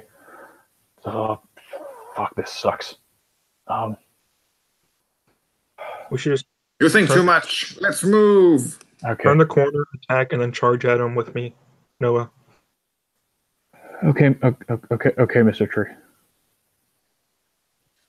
Before we go, I've been waiting for this I my was gonna whole. say something, but God. yeah. I've been waiting for this. Just tell me. My story time. Okay. Before we do this, I want you guys to know. No, I'm just kidding. It was going to be a tactical plan, not like my childhood was rife with, no. I was saying something else, right? I was just debating about whether we should attack the guard drakes first or get rid of the weak guys first. But let's just go. I mean, if they're Just use your judgments. Yeah. The drakes are probably going to charge us, so we should take out the kobolds so they don't run away. You're right. All right, Aubrin, you lead. Right. Go now. I'll take the other kobold. Faster the better. As I he charges forward and I'm Damn it. moving slower behind him, making myself. Yeah, I'm imagining that I'm second. Okay. All right. So this room as soon as again. What? You go ahead and tell the description, then I'll. This room Sorry is as Noah described it, but it's still very dim. In the corner, you can see the ornate altar in the top right corner of 9, and this kind of ornate paint carvings along the wall, and just shiny kind of almost like smooth rock has been chipped away on the walls and carvings and such into draconic shapes, and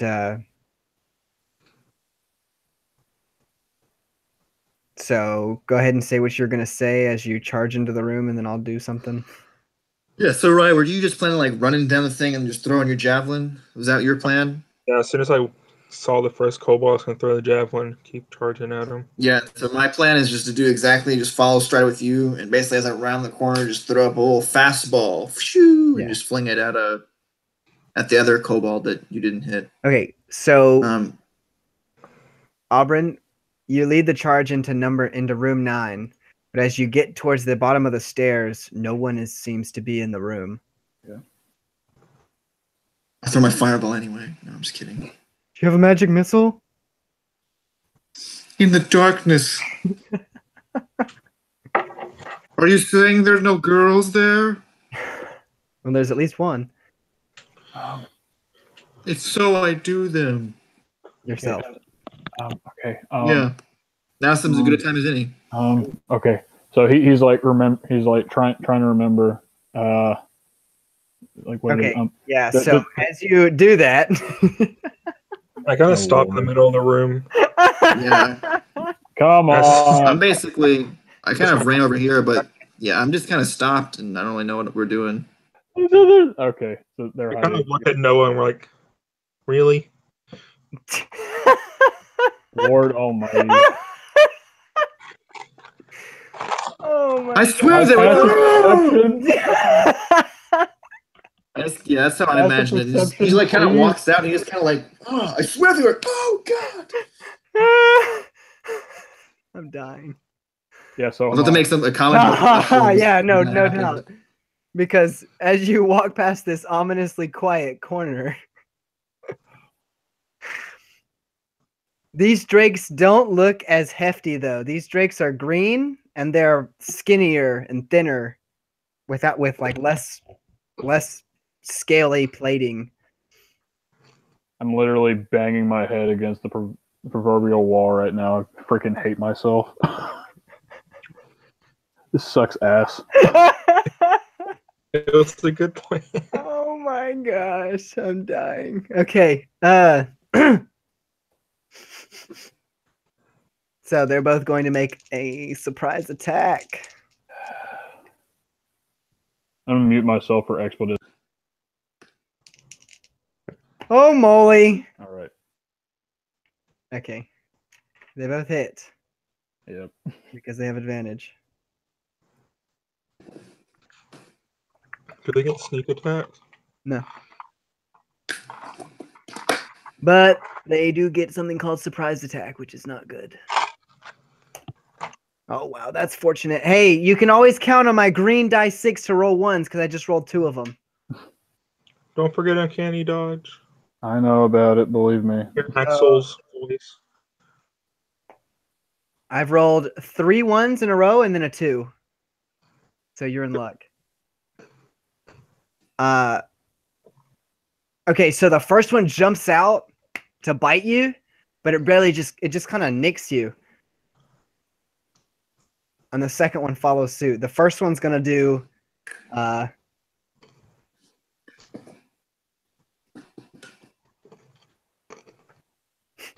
points of damage. And the next one does 9 points of damage. That was really lucky. 5 and 9.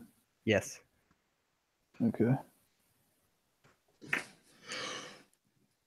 Did you all round the corner at the same time? I mean, Aubrin? I mean, I led the charge, but I was more in the middle of the room than against the wall. Okay, so one kobold is going to shoot at you and one's going to shoot at Noah. Misses Noah and hits you, Aubrin. Do your worst. Oh, I will. With my 1 that I've rolled 4 ones now in the last 6 rolls. So you're going to take 4 points of damage. Angina, they say. Had to do it, Molly. Let me out.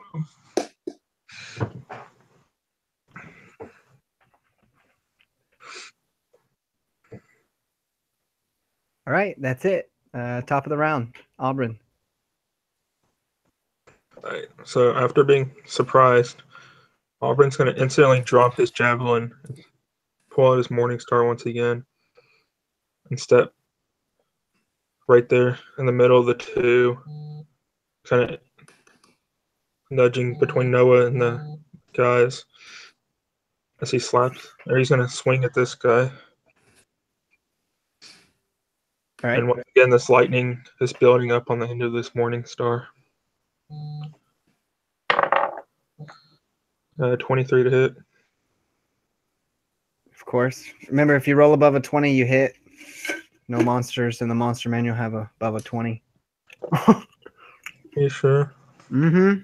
Well, Let me tell you about green guard drakes. sorry, I think there's only like 1 or 2 in the monster manual that have above a 20. Tarask. Yeah, something like that. So, my first attack does almost max damage, 1 point away, with 18. Okay. And then the lightning that kind of impaled this first one leaps away into the second one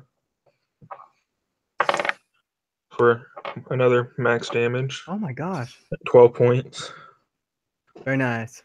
D8 are So my you just secret weapon. smashed, effectively like smiting these drakes, these ambush drakes.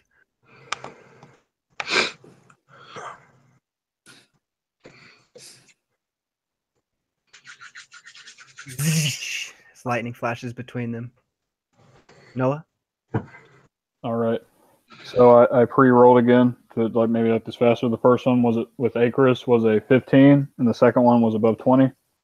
Both hit. All right. So that when I pre-roll, I should really pre-roll damage. Sorry. It's okay. All right. That is.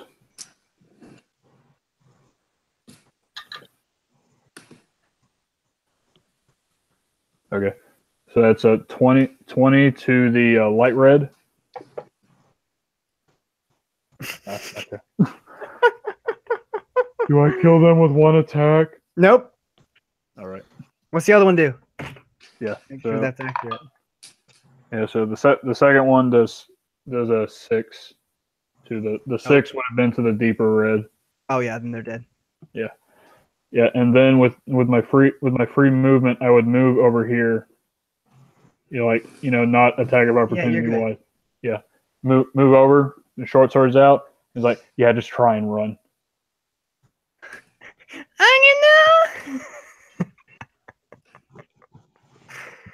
They speak Draconic. They don't know what you said. Oh god, damn it! All right, Uthgar. Screams and dragon. Ulfgar. No, it'd be like, I'm getting out. I'm gonna. All right. So yeah, no, they have no choice but to engage.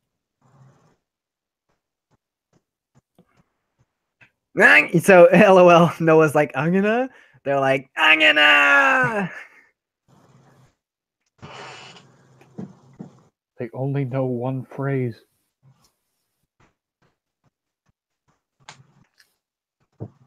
Okay. So only the one on Aubrin hits, and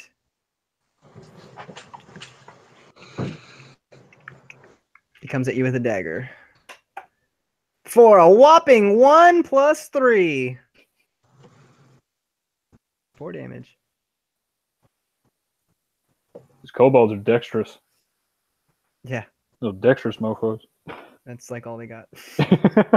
That's their only positive stat. Because their other positive stat is definitely not HP. Yeah, I just see the kobolds, and he just like has the dagger, and he's just going, hoo, hoo, hoo, hoo. It's going in between his hands. I'm dexterous. Yeah, I see this kobold tries to out dexterity me to try and attack me, and I literally just go knock his blade aside. Precisely. Yep, and I'm like, I'm gonna go. All right, they're done. Tristana. My turn. Okay, Kill I them, kind of see this as. Yeah, I'm not gonna kill them both. I just I'd rob my party members of anyway. So I kind of see this like we came around the corner and we're about to and there's nobody there. And then Noah's like, I swear they were, and then he gets bitten in the arm, and I'm just kind of like, all of that took place, and everybody was in the action except for me, and I was just kind of like, what the heck's going on? And by the time I turn around, I see all this unfold, and I still have my fireball that I hadn't used. And I was like, okay. Woo! I'm gonna fling it at the when it's attacking Aubrin. I didn't even get through what I was trying to say. Oh well. Before the race came out. Yeah. Okay, so that's what I meant. So 14 + 8 that hits, I'm guessing, and then 4 + 7 is 11 + 4 is 15. So the one that's Aubrin takes 15 points of a fire bolt to the face. Holy shit! These are kobold honor guard. Oh, whoa. Sorry. I was like, oh my god. Kobold honor guard. No, he's. I'm getting eyeing to his grave. Guard. And I'll get flesh with Noah. That's a 9. Oh, running that way. Mind. You said flush. Never mind. All right, good turn. What? Good turn. Nothing. Yeah, so Noah didn't even get to finish his sentence, and this roar, like a lion, kind of jumps out at him. All right, Aubrin, finish. I'm gonna move next to Noah. Set my hand on his back and say, "You got this." And I use Cure Wounds on him. Somebody's not keeping score. He's the only one. You took more damage than I have, so I'm JKing. you get 12 hit points back. All right, I'm full. What a paladin! Oh, this is Another 8 on my D8. Thanks, man. Nice job. Thanks, beautiful. Yep. So, no, literally, that's what I would say. Thanks, man. and then to the kobold. Don't miss. All right, I definitely did not. Okay, you All right. slit its throat. No, I got to total it. Yeah. 11, 17, 19, 20, 26. How much total was that? 26. Joke's on you. It's the Kobold Honor Guard. That's the kobold and the drakes combined into Yeah, the amalgamation. Mighty Morphin Power Kobolds. Yeah. Okay. All right, so I was going to say, actually, before I say what I say, do we know there's a chute there because of the map? Why not? Yeah, okay. So I was like, oh my goodness. As I was saying, we should sabotage the chute and then go. Or should we sabotage the bridge and use the chute Wait. as an exit? Okay. So as you both make these plans of as you make these plans, basically from behind the ornate door, you hear a loud, painful roar like that of a dragon. And with that, we are finished for tonight. But the sound, as we hear the sound, the lightning in my eyes, Noah, as we're talking, it grows visibly bigger. Indeed. Like the dragon is somehow powering this lightning in my eyes. And Aubrin, as you hear this roaring, this painful roar, you yourself feel pain.